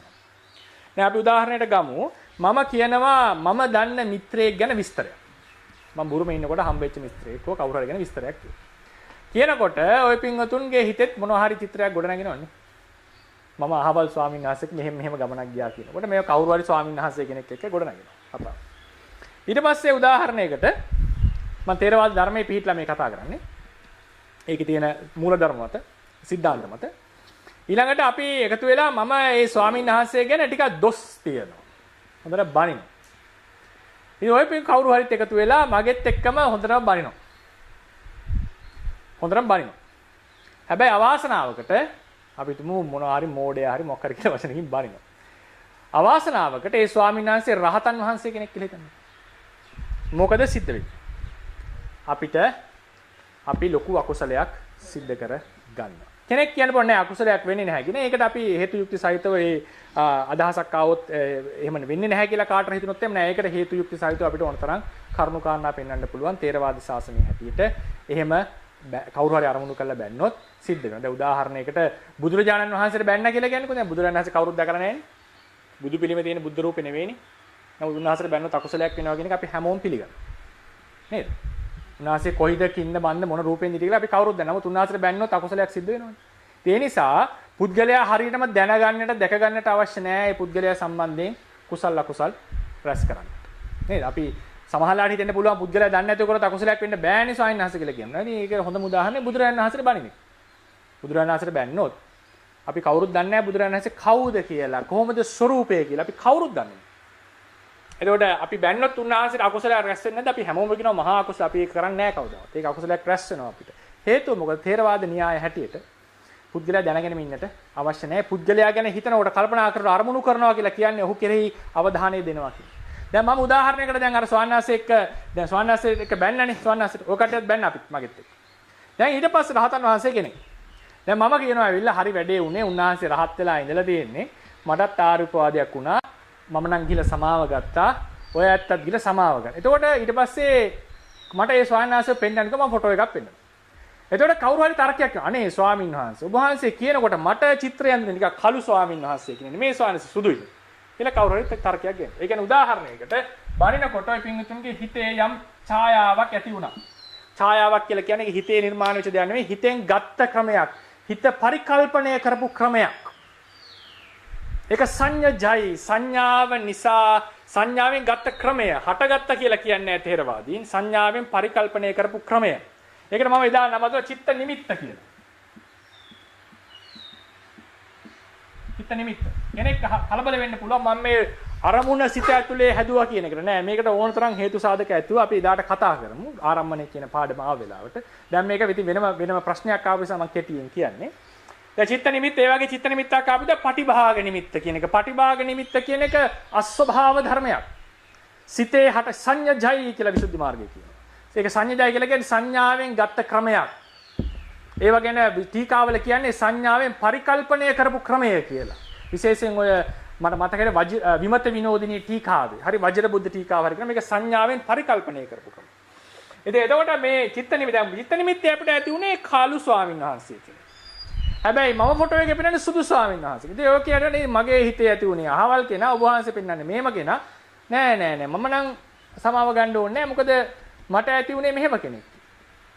හැබැයි අපි ඔය කතාව බුදුරජාණන් වහන්සේට කියන්න යන්නේ නෑ. මොකද බුදුරජාණන් වහන්සේ අපි හිතන් ඉන්නවා පිළිම වහන්සේ නමක් කියලා අපි කෑ ගහනවා. කෑ ගැහුවා කවුරු හරි. හැබැයි බුදුරජාණන් වහන්සේගේ අත් රූපේ දැක්කලා අපි කියන්නේ නෑ. ඔබ වහන්සේ නේ මට තේරුනේ වෙන කෙනෙක් කියලා අපි කියන්නේ නෑ. මොකද අපි දන්නවා එතන අකුසලයක් සිද්ධ වෙනවා.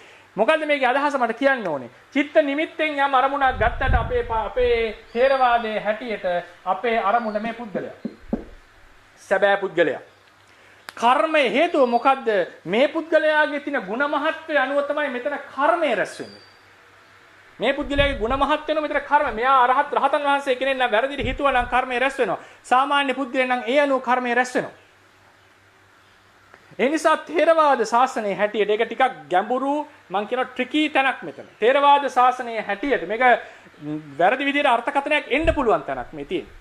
ථේරවාද ශාසනයේ හැටියට මේ අරමුණු කරපු ඒ ස්වාමින් වහන්සේ තමයි අපේ කතාවේ ඔය පිංගුතුන්ගේ අරමුණ. හැබැයි අරමුණ ගත්තේ Tamanට ලැබිච්ච අත්දැකීමක් අනුව Taman හිතපු ස්වාමින් වහන්සේලා අනුසාරයෙන් ඒ අහවල් ස්වාමින් වහන්සේ පිළිබඳව හිතුවා කල්පනා කරා. ථේරවාද ශාසනයේ හැටියට අරමුණ තමයි මේ සැබෑ පුද්ගල හේතුව මොකද ඔහුගේ ಗುಣ මහත්වය අනුව තමයි කර්ම රැස් වෙන්නේ. හොඳම උදාහරණය අම්බපාලී කියන ගණිකාවට වෙච්ච කර්මය. එතුමිය සිකී බුදුරජාණන් වහන්සේගේ සහෝදරිය පෘතුග්ජනව වාසය කරන්නේ. ප්‍රදක්ෂිනා කරනකොට සිකී බුදුරජාණන් වහන්සේගේ ධාතු තැන්පත් කරපු චෛත්‍ය ප්‍රදක්ෂිනා කර කර ඉන්නකොට භික්ෂුණියක් ලෙස දකිනවා සෙමගුලියක් තියෙනවා මළුවේ වැටිලා. මොකද කිව්වේ? කවුද මේ වේසියක් සෙම ගැහුවා කියලා බැන්නා. අස්කරේ නැහැ. සාමාන්‍යයෙන් කියලා ගහන්නේ නැහැ නේ චෛත්‍ය මළුක අනිත් එක අයියානේ කොහොම. ඉතින් පොඩ්ඩක් කේන්ති එන්නේ නැති දෙක තුම මිශ්‍ර වෙලා. ඊට පස්සේ බැන්නා. හැබැයි අවාසනාවකට ඒ සෙම ටික පිට උනේ රහත් මෙහෙණියකගේ කටින්. එතුමිය දන්නේ නැහැ කාගින්ද මේක පිට උනේ කියලා. සෙම ගුලියක් තියනවා විතරයි දැක්කේ. එතුමිය හිතුවේ කවුරු හරි අශීලාචාර කෙනෙක් බැන්න. කවුද මේක විසිකර වේසි කියලා බැන්නේ. එතකොට මේක යම් ශරීරයකින් පිට වුණා නම් ඒ ශරීරයයි ඇයගේ ඒ වෙලාවේ අරමුණ. හැබැයි එයාට මොකක් හරි චිත්‍රයක් එන්නේ නැති. කවුරු හරි සමහරට ගිහි කෙනෙක් කියලා හිතන්නේ නැති. සමහරට අලුත් මෙහෙණියක් කියලා හිතන්නට. කේන්ති ගිහලා බැන්නා. දැනන් හිටියේ නෑ රහත් මෙහෙණියක්. රහත් මෙහෙණියක් නම් බනින්නේ නැහැනේ කවදාවත් නේ. නමුත් ඒ වෙලාවේ ඇයගේ හිතේ ඇති වුණු රූපයයි අවාසනාවකට ඒ සෙම ටික ආවේ රහත් මෙහෙණියකගේ ශරීරයෙන් නිසා ඇයගේ හිතේ අරමුණ ථේරවාදීන්ගේ හැටියට රහත් මෙහෙණිය. මොකද ඒ නිසා රහත් මෙහෙණියකට උපවාද කිරීමේ අකුසලයක් ලෙස ඇය ආත්ම භාව 10000ක් වේසියක් එහෙම නැත්නම් ගණිකාව බවට පත් වුණාට ධර්මයේ දැක්වෙන අවසානයේ රහත් වෙන ආත්මෙත් ඒ භාවයට පත් වුණා. ඒ නිසා ථේරවාදීන්ගේ හැටියට සිතේ යම් අදහසක් ඇති වෙනවා. ඒක ස්වභාවයක් පින්වතුනි. ඒක වළක්වන්නට බෑ. ඒක හැටියක්. දැන් චක්කු විඥාණයෙන් රූපයක් ගන්නකොට තියෙන විදිහටම රූපය ගන්න බෑ. ඒ නිසානේ අපිට වයසට යනකොට බ්ලර් වෙලා පේනවා. නේද? තරුණ කාලෙත් හොඳට පේනවා. කණ්ණාඩි ගැලවුම එක විදිහකට පේනවා. හැබැයි චක්කු විඥාණයෙන් ගන්න එකම රූපය. සිතට තියෙනවා රූපය ගැනීමේ හැකියාවේ සීමාවක්. ඒක මනුස්ස සත්ව ශරීර සත්ව සිත්වල හැටියක්. සත්ව ඒ සිත අරමුණ ගන්න ක්‍රමයක් නැත්නම් ඩිරෙක්ට්ම ඔබ්ජෙක්ට් එක වෙච්ච චක්කු විඥාණයෙන් පවා සමහරලාට අරමුණ ගන්න ටිකක් වෙනස් ආකාරවලින්. මනෝ විඥාණය ගැන කවර කතාවද? ඒ නිසා ඒ චිත්ත නිමිත්ත කියන එක නෙවෙයි අපි ඔබ්ජෙක්ට් එක ලෙස ගන්නෙ මේ පුද්ගලයා. මේක තමයි ආරම්භය. නමුත් මෙතන තව තරක එන්නට පුළුවන්. අපි හිතමුකෝ නැති අරමුණක් අරමුණු කරා කියලා. චිත්ත නිමිත්තයි ආරම්මණයයි දෙකම ඇති කල්හි අරමුණ වන්නේ මේ පුද්ගලයා. අරමුණ නැති කල්හි අපි හිතමු සල්ව බලධාරී දෙවියෙක් ගැන හිතනවා බුදුදහමේ හැටියට. එහෙම දෙවියෙක් නෑනේ බුදුදහමේ හැටියට. නමුත් හිතේ අදහසක් එනවනේ. එතන එන්නේ චිත්ත නිමිත්තක්. මොනවා හරි සිතේ අදහසක් එනවා තමන්ගේ දැනුම අඩුව යම් ගොඩනගා ගන්නවා එකක්. ඒ නිමිත්ත තමයි මේ වෙලාවේ අරමුණ. එහෙනම් සැබෑ බාහිර ආරම්මණයක් නැති කල්හි බාහිර ආරම්මණයක් නැති කල්හි මේ නිමිත්ත තමයි අපි අරමුණ ලෙස. ඒ කියන්නේ මේ හැම අවස්ථාවකදීම මේ දෙකක් මෙතන දෙකක් වැඩ කරනවා කියන එකෙන් හිතන්නට එපා සිතේ අරමුණක් ඇති වුණා කියලා. මේ කියන්නේ සිත අරමුණ ගන්න ක්‍රමය. ප්‍රායෝගිකව හිතන්නේ ඒ කරුණ ගැන. අපි බුදුරජාණන් වහන්සේ කියලා කෙනෙක් අරමුණු කරනවා. අපිට අරමුණු වෙන්නේ අපි ගොඩනගාගත් අදහසක්. නමුත් අපේ සැබෑ අරමුණ සැබෑ භාග්‍යවත් තථාගත බුදුරජාණන් වහන්සේ. ඒ නිසා ඒ අරමුණ කියලා කියනකොට මෙන්න මේ චිත්ත නිමිත්ත සහ ආරම්මණය කියන දෙකෙම විස්තර කරන්න බැරි. සමහර වෙලාවලට මේ අරමුණ නැහැ. දැන් ඔන්න උදාහරණයක් ගන්නකො අපි රුවන් මැලිසෑය ගැන හිතුවා කියලා. දැන් මේ වෙලාවේ රුවන් මැලිසෑය ගැන හිතනවා. අවාසනාවට රුවන් මැලිසෑය විනාශ වෙලා. රුවන් මැලිසෑය විනාශ වෙලා තිබුණා කියලා හිතන්න. ඒ රුවන් මැලිසෑයක් නැහැ. නමුත් අපේ අදහස් හිතේ අදහසක් ගොඩ නැගෙනවා. ඒ අදහස තමයි මේ වෙලාවේ අරමුණ කියලා ගන්න. දෙකම තියෙනකොට අරමුණ වන්නේ මේක නැති කල්ලි අපි අරමුණ ලෙස සලකන්නේ මේක. මොකද සිතකට අරමුණකින් තොරව හට ගන්නට හැකියාවක් නැහැ. එතකොට කෙනෙක්ට හිතෙන්න පුළුවන් ස්වාමීන් වහන්සේ දැන් දුර තියෙන දෙයක් අපි හිතමු අපි කුටිය අරමුණු කරනවා. අපි කුටිය ගැන සිහි කරනවා. කුටිය සිහි කරනකොට අපේ හිතේ යම් අපි දැකපු චිත්‍රයකින් අදහස් දැනෙනවා මෙන්න මේ අහවල් තැන කුටිය තියෙනවා කියලා අපි වර්තමානයේ සමහරලාට සිහි කරන්න පුළුවන් ඊයේ දැකපු කුටිය කියලා. එහෙම අතීතයේ වෙනම ફોકસ කරලා අරමුණු කරන්න පුළුවන්. පොදුවේ හිතනවා මේ මගේ කුටිය අහවල් කුටිය කියලා. මගේ කුටිය දැන් මෙහෙම දෙයක් තියෙනවා. මෙහෙම දෙයක් ඇති කියලා මම විස්තරයක් කියනවා. ඒ වෙලාවේදී මගේ තියෙන හුරු අණුව මට යම් කිසි අදහසක් හිතට එනවා. ඒ වෙලාවේ කුටිය චීන්ත පාට වෙනස් කරලා වෙන්න පුළුවන්. ඒක අදාළත්වයක් නැහැ. මගේ නිමිත්ත මොකක් වුණත් අරමුණ වන්නේ ඒ කුටියයි තේරවාදීන්ගේ හැටි. හොඳම උදාහරණය අම්බපාරට වෙච්ච කැදේ වැඩි. නැත්තම් බුදුරජාණන් වහන්සේ අරමුණු කරගෙන අපි කටයුතු කරන ක්‍රමය. ඒ නිසා මේක තේරවාද න්‍යායක් කියලා අපි තේරුම් ගන්නට ඕනේ. මම මේ ගැන දීර්ඝව දවස් කීපයක් සාකච්ඡා කරන්නම්. ප්‍රශ්නේ අහුවට ඒ කියන්නේ කෙටියෙන් උත්තර දෙන්න කිව්වට ඒක කෙටියෙන් උත්තර දෙන්න බැරි නිසා මට මෙතනට මේ විදිහට උත්තරයක් දුන්නේ. ඒක අපිට ඉදිරියට සාකච්ඡාව ගෙනියන්නට පුළුවන්. තේරවාදීන්ගේ හැටියට යම් අරමුණ කියන එක අරමුණු කරනවා. ඒ වෙලාවේ අරමුණ ගන්න ක්‍රමයක් තියෙනවා. මෙතන අරමුණක් ඇති වුණා නෙවෙයි ගන්න ක්‍රමය. ඒක මට වෙන විදිහකට මේක පෙන්වන්න බැහැ නිසා මේ කියන්නේ අරමුණ ගන්න ක්‍රමය සිතෙන්. ඒ අරමුණ ගන්න ක්‍රමයට අපි නමක් දෙනවා. මම නමක් දෙනවා චිත්ත නිමිත්ත කියලා. ඒක විස්තර කරගන්න පහසුව සඳහා. නමුත් අපි සැබවින්ම ආරම්භන ලෙස ගන්නේ මේ අරමුණු කරනු ලබන අපි ફોકસ කරන කෙනා දෙය ඒ දෙය නැති කල්හි මේක තමයි අරමුණු ලෙස අරගන්නේ.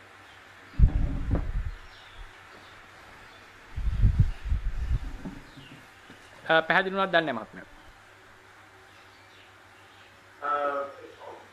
එහෙම තමයි දලදාසක් ආවා. මම තවමත් තව ඒකට තව පොඩි දෙයක් එකතු කරලා අහන්නද? ඔව් කමන්නේ. හරි. අවසර අහන්න. අහන්න. දැන් සෝත විඥානය කියලා ගත්තාම දැන් ඒකේ කෘත්‍ය ගත්තාම දැන් මට ශබ්දයක් ඇහෙනවා. ඔව්. මට ශබ්දයක් ඇහෙනවා කියන එක දැනීමද අරමුණ ගත්තා කියන්නේ. අරමුණ ගත්ත කියන්නේ ශබ්දයක් ඇහුණා කියන එක. ශබ්දයක් ඇහුණා කියන්නේම සෝත විඥාණයෙන් අරමුණට සංවේදී වුණා කියන එකයි. සෝත විඥානයක් හටගෙන තියෙනවා.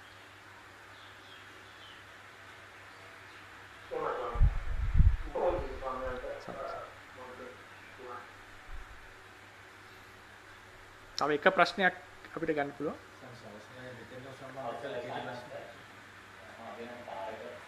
තේරුවසන්නයි තාර.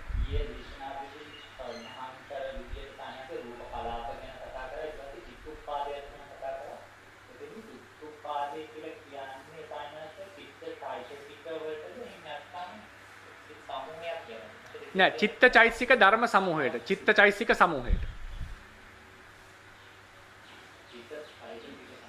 ඒ කියන්නේ එකපාර එක සිතයින් උපදින්නේ. ඒ සිත සමග චෛතසික සමූහයක් හට ගන්නවා. පස්ස වේදනා සංඥා චේතනා ආදී චෛතසික.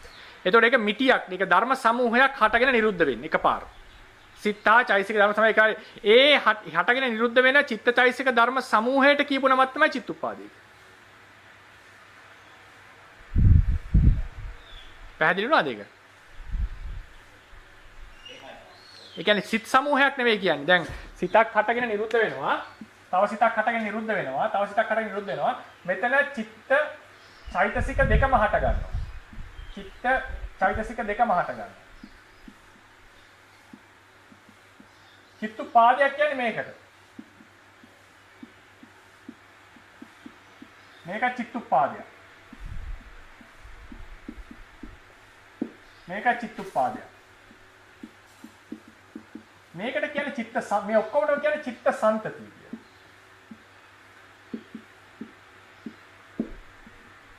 මේ සියල්ල ගත්තොත් කියන්නේ චිත්ත සන්තතියක් කියලා. එක එක කොටසට කියන්නේ චිත්තුපාදය කියලා.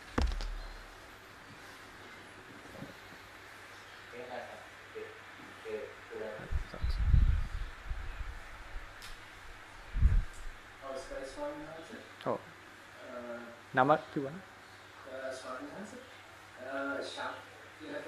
හා හරි. කියන්නේ ශා. උපාදිනෝ ධම්ම සහ අනුප්පන්න ධර්ම ගැන තමයි ගැටලුව තියෙන්නේ. එතකොට ස්වාමීන් වහන්සේ කිය පාඩමේදී කියනවා උපාදිනෝ ධම්ම කියන්නේ අවකාශය ලැබී ඇති කර්මයක පහළ වෙන්න නියමිත කර්මජ රූප සහ චිත්තචෛතසික. විපාක චිත්තචෛතසික. ඔව්. ඒ වගේම අනුප්පන්න ධර්ම ගැන කතා කරද්දී උන්වහන්සේ අපිට කිව්වා හේතුවක් තියෙනවා හැබැයි තාම ඵලය ලැබිලා නැහැ. නමුත් අනාගතයේදී මේ ඵලය ලැබීමට නියමිතයි කියලා. එතකොට මට තේරුණ විදිහට ස්වාමීන් වහන්සේ ඒ කියන්නේ මම වැරදි වෙන්න පුළුවන්. මට නිකන් තේරෙනවා මේ කියපු අනුප්පන්න ධර්ම සහ උපාදිනෝ ධර්ම වල යම්කිසි සමානතාවයක් වගේ එකක් තියෙනවද කියලා. මට ඒක සම්බන්ධයෙන් පොඩ්ඩක් පැහැදිලි කිරීමක් කරන්න පුළුවන්. හරි. ඒ උපාදිනෝ ධර්ම පරමත්ත ජාතික ධර්ම කියන ඔක්කොමටම කියන්න පුළුවන් පොදු නමක් තමයි අනුප්පන්න ධර්ම කියන එක. ඒක අපි ඉදිරියේදී කතා කරනවා. ඔය පරමත්ත ජාතික උපාදිනෝ ධම්ම අනුප්පන්න ධර්ම කියන එකේ ලොකු කුලකේ තමයි අනුප්පන්න ධර්ම. ඒ අතරින් වෙන් කළා තමයි පරමත්ත ජාතික සහ උපාදිනෝ ධර්ම අරගෙන තියෙන්නේ. ඒ නිසා ඔබතුමාට වැටහිච්ච අදහස හරියටම හරි ඒ ධර්ම දෙකටම අනුප්පන්න ධර්ම කියලා කියන්න පුළුවන්. පරමත්ත ජාතික වලටත් අනුප්පන්න කියන ක්‍රමයක් තියෙනවා. විශේෂයෙන් උපාදිනෝ ධම්ම වලට අනුප්පන්න කියලා කියන්නට පුළුවන්. ධම්මසංගණීය හැටියට ධම්මසංගණීය එන පාඩේ තියෙනවා අට කතාවේ උපාදිනෝ ධම්ම වලට අනුප්පන්න ධර්ම කියලා කියන්න එපා කියලා. ඒ මොකද ඒ ත්‍රිකයට අනුව ඒ කියන්නේ. ඒ ත්‍රිකයට අනුව උපාදිනෝ ධම්ම වලට අනුප්පන්න ධර්ම කියලා පාඩේ දෙන්නේ නැහැ. නමුත් අපි පොදුවේ ගන්නකොට විපස්සනා කතාවේදී පටිසම්භිදා වගේ කතාවලදී උපාදිනෝ අනුප්පන්න ධර්ම කියන තැනට ඒ උපාදිනෝ ධම්මත් අනුප්පන්න ධම්ම වලට ගන්නට පුළුවන්. හැබැයි ඒකේ දෙකක් තියෙනවා. සමහර උපාදිනෝ ධර්ම තියෙනවා අපිට මොනවද යටපත් කරන්න පුළුවන්, සමහර ඒවා තියෙනවා යටපත් කරන්න බැරි. ඉතින් ඒ නිසා එතන පොඩි වෙනස්කමක් තියෙනවා. නමුත් මම ඒක එදාට අපි දීර්ඝව කතා කරමු. පොදුවේ ඔබතුමාට ඇතිවෙච්ච අදහස නිවැරදි. ඒවට අනුප්පන්න ධර්ම කියන්න පුළුවන්.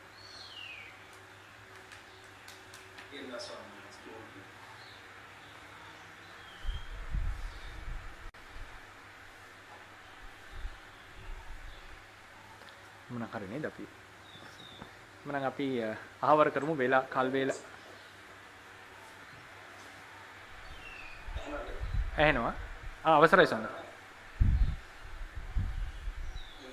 පොඩ්ඩක් අරමුණ ගැන අපුමාත් නැටි දවසකදී හරි කිටි විස්තරයක් කරන්න මම ඉතින් ඔකේ අවස්ථා දෙකම විස්තර කරන්න පස්සේ ගැඹුරු අර්ථයෙන් අරමුණ කියන එක තේරුම් ගන්න කොහොමද කියන එක මතක් කරලා වගේ එහෙමයි එතම කිටි ගාමින් පෙන්වන්නේ චක්කු විඥාණයට අරමුණක් ඇතිවීම තමයි දැකීම කියන්නේ සෝත විඥාණයට අරමුණක් ඇතිවීම තමයි සීම කියලා.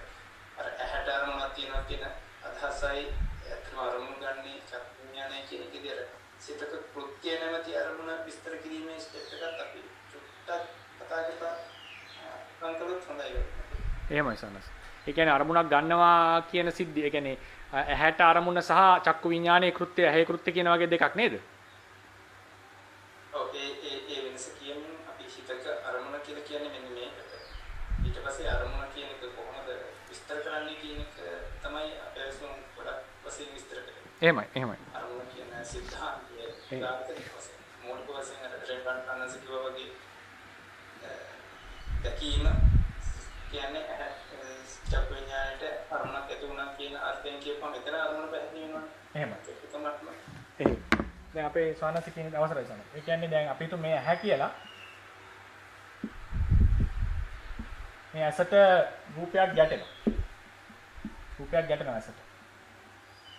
ඒ රූපේ ගැටිච්ච වෙලාවේදී ඇසේ තියෙන අපි කියමු චක්කු ප්‍රසාදයේ මෙහි ඡායාව වැටෙනවා. චක්කු ප්‍රසාදයේ මෙහි ඡායාව වැටෙනවා.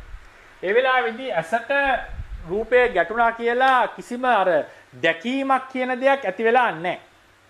ඇසේ හට ගන්නවා ඒ වෙලාවේ චක්කු විඥානය. මේක තමයි චක්කු ප්‍රසාදය ඇස කියලා කිව්වේ.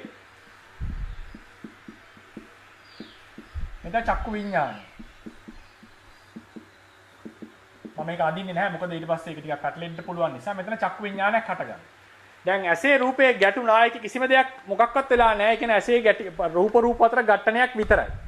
එතකොට චක්කු විඥානය හට ගන්නකොට මොකද වෙන්නේ? මේ රූපය ප්‍රකට වෙනවා අපිට. රූපය දකින්නවා කියලා අපි කියනවා. දැන් උදාහරණයකට හැමතිස්සෙම අපි ඇස්සරන් ඉන්නකොට රූප වදිනවා ඇහි. නමුත් අපිට සමාල්ලාට ඉස්සරහින් ගියපු එකක්වත් මතක නැහැ නේ. මොකද අපි වෙන අවධානයක ඉඳලා තියෙනවා. අපි රූපයක් බලන එකපාරට අපිව කඩියක් කෑවොත් එහෙම ඉදිරියේ තිබ්බ රූප ටික මතක නැහැ. කෙලින්ම වේදනාවට අපේ හිත යන්නේ නේද? අපි ඒක කඩිය බලලා මොකක් හරි කරනවා. ඒතර ඉදිරියෙන් ගියපු අපිට මතක් වෙන්නේ නැහැ. මොකද හේතුව ඒ රූප ඇහි ගැටෙනවා හැමතිස්සෙම. නමුත් ඒවා දැනගන්නේ ඒවා අරමුණු වුණායයි අපි කියන්නේ චක්කු විඥාණය ඒ රූප අරමුණු කරොත් රූපක්කු විඥාණය පහළ වුණොත් චක්කු විඥාණය පහළනවා කියලා කියන්නේ ඒ ගැටිච්ච අරමුණ අරමුණු කරමින් ඇටිච්ච අරමුණට සංවේදී වෙමින් පහළ වුණා කියන්නේ. සංවේදී දෙකක් තියෙනවා මෙතන. චක්කු ප්‍රසාදයේ මේ රූපාරම්මණයට සංවේදී වුණා. ඒ නිසා තමයි මේකේ ඡායාව මේකේ වැටුනේ. ඒකත් එක්තරා සංවේදී භාවයක්. ඒ වගේම අපේ හිතට මනසට මේ රූපේ සංවේදී වුණා. ඒ කියන්නේ නොකිය කියන්නේ දැක්ක කියන එක. එතකොට කියන්නේ චක්කු විඥාණයෙන් අරමුණ දැනගත්තා කියන එක. ඒ නිසා වෙන විදිහකට කිව්වොත් දැකීම යනුම චක්කු විඥානයයි. කනට ශබ්දයක් ගැටෙනවා, කනෙහි ශබ්දයක් හැපෙනවා. ඒ හැපිච්ච වෙලාවේදී ඒ හැපීම මාත්‍රයෙන් කිසිවක් වෙන්නේ රූප ඝට්ටනයක්. සෝත විඥානය එතන හට ගන්නවා. හටගෙන ඒ රූපයට සංවේදීන ශබ්ද රූපයට ඒක හටගන්නේ සෝත ප්‍රසාදය ඇසුරු කරගෙන. සෝත ශබ්ද රූපයට සංවේදීන. ඒ වෙලාවේදී අපිට තේරෙනවා ඇහුණා, ඇහෙනවා, අහනවා කියලා අපිව අත්දකින්නේ ඒ සිද්ධිය. ඒකට තමයි සෝත විඥානය කියලා කියන්නේ. එතකොට ඇසීම කියන එකේදී ධර්ම තුනක සහභාගීත්වයක් තියෙනවා. ශබ්දය, සෝත ප්‍රසාදය, සෝත විඥානය. මේක ධර්ම තුනක්. සෝත විඥාණයෙන් ශබ්ද රූපයට සංවේදී වුණා. සමහරවිට හිතෙන්න පුළුවන් මේ තුනේ එකතුවද ඇසීම කියලා නෑ. ඇසීම යනු සෝත විඥානයයි. ශබ්දය, සෝත ප්‍රසාදය, සෝත විඥානයේ එකතුව නෙමෙයි ඇසීම. සෝත ප්‍රසාදය සහ ශබ්දය ඇසීමට දායක වුණා. විශේෂයෙන් සෝත ප්‍රසාදය ඇසීමට දායක වුණා. ඇසීම කියලා කියන්නේ ඇසෙන කෘත්‍යය ඇහෙනවා කියලා කියන්නේ සෝත විඥානයක් පහළ වෙනවා කියන එක. සෝත විඥානය කියලා කියන්නේ ශබ්දය රූපයට සංවේදී වූ සිතක් පහළ වෙනවා කියන එක. ඒක සෝත ප්‍රසාදයේ ඇසුරු කරගෙනයි පහළ වෙන්නේ. එහෙනම් විපස්සනාවට අරමුණු වන්නේ මේ ඇසීම ඇති වුණා නැති වුණා කියන එක නෙමෙයි. සෝත විඥානය කියන්නේ ඇසීම කියලා කිව්වේ සෝත විඥානය.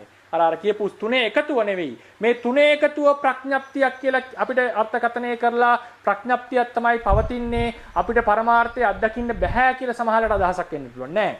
මේ අපි ඇසීමක් අරමුණු කරනකොට අපේ අරමුණ සෝත විඥානයයි. ඒ සෝත විඥාණයට බේස් වෙච්ච තැන අරමුණු වුණොත් ඒක සෝත ප්‍රසාදයයි. ඒ සෝත විඥානයේ අරමුණ ශබ්දයට අවදන දුන්නොත් ඒක ශබ්ද රූපයයි. ඒ නිසා මේ ධර්මය වෙන වෙනම අපි විපස්සනාවට ලක් කරන්නට ඕනේ. ඒ නිසා තමයි කිව්වේ සෝතං අනිච්චං දුක්ඛං අනත්තා. සද්දෝ අනිච්චෝ දුක්ඛෝ අනත්තා. සෝත විඥානං අනිච්චං දුක්ඛං අනත්තා කියලා අර්ථකථනය කරන්නේ මේ විදිහට. ඒ නිසා ආරම්මණය සම්බන්ධයෙන් ගත්තම ඇසීම, දැකීම, සිතීම කියලා කියන්නෙම ඒ අරමුණු අරගෙන සිත් පහළ වීමමයි. මම හිතනවා ප්‍රමාණ ප්‍රකට වෙන්නේ නැති කියලා. හරි සාදු. හරි. එහෙනම් අපි දවසේ වැඩසටහන අවසන් කරනවා. මේ සිද්ධ කරගන්න ලැබුණා වූ කුසල සම්භාරය අප සෑම දිනාටම ධර්මඥාන භාවනා ඥාන දිනු කරගෙන නිවනින් සැනසෙන්න හේතු වේවා. මේ කුසල සම්භාරය අනුභවයෙන් බුද්ධ ශාසනයේ මේ ප්‍රණීත ධර්මයේ ඇත්තා වූ බුද්ධ ශාසනය চিරාත් කාලයක් නිර්මලව පවතිවා කියලා අප අධිෂ්ඨාන කරමු. බුද්ධ ශාසනං චිරන් තිද්ධතු බුද්ධ ශාසනං චිරන් තිද්ධතු බුද්ධ ශාසනං චිරන් තිද්ධතු සාධු සාධු සාධු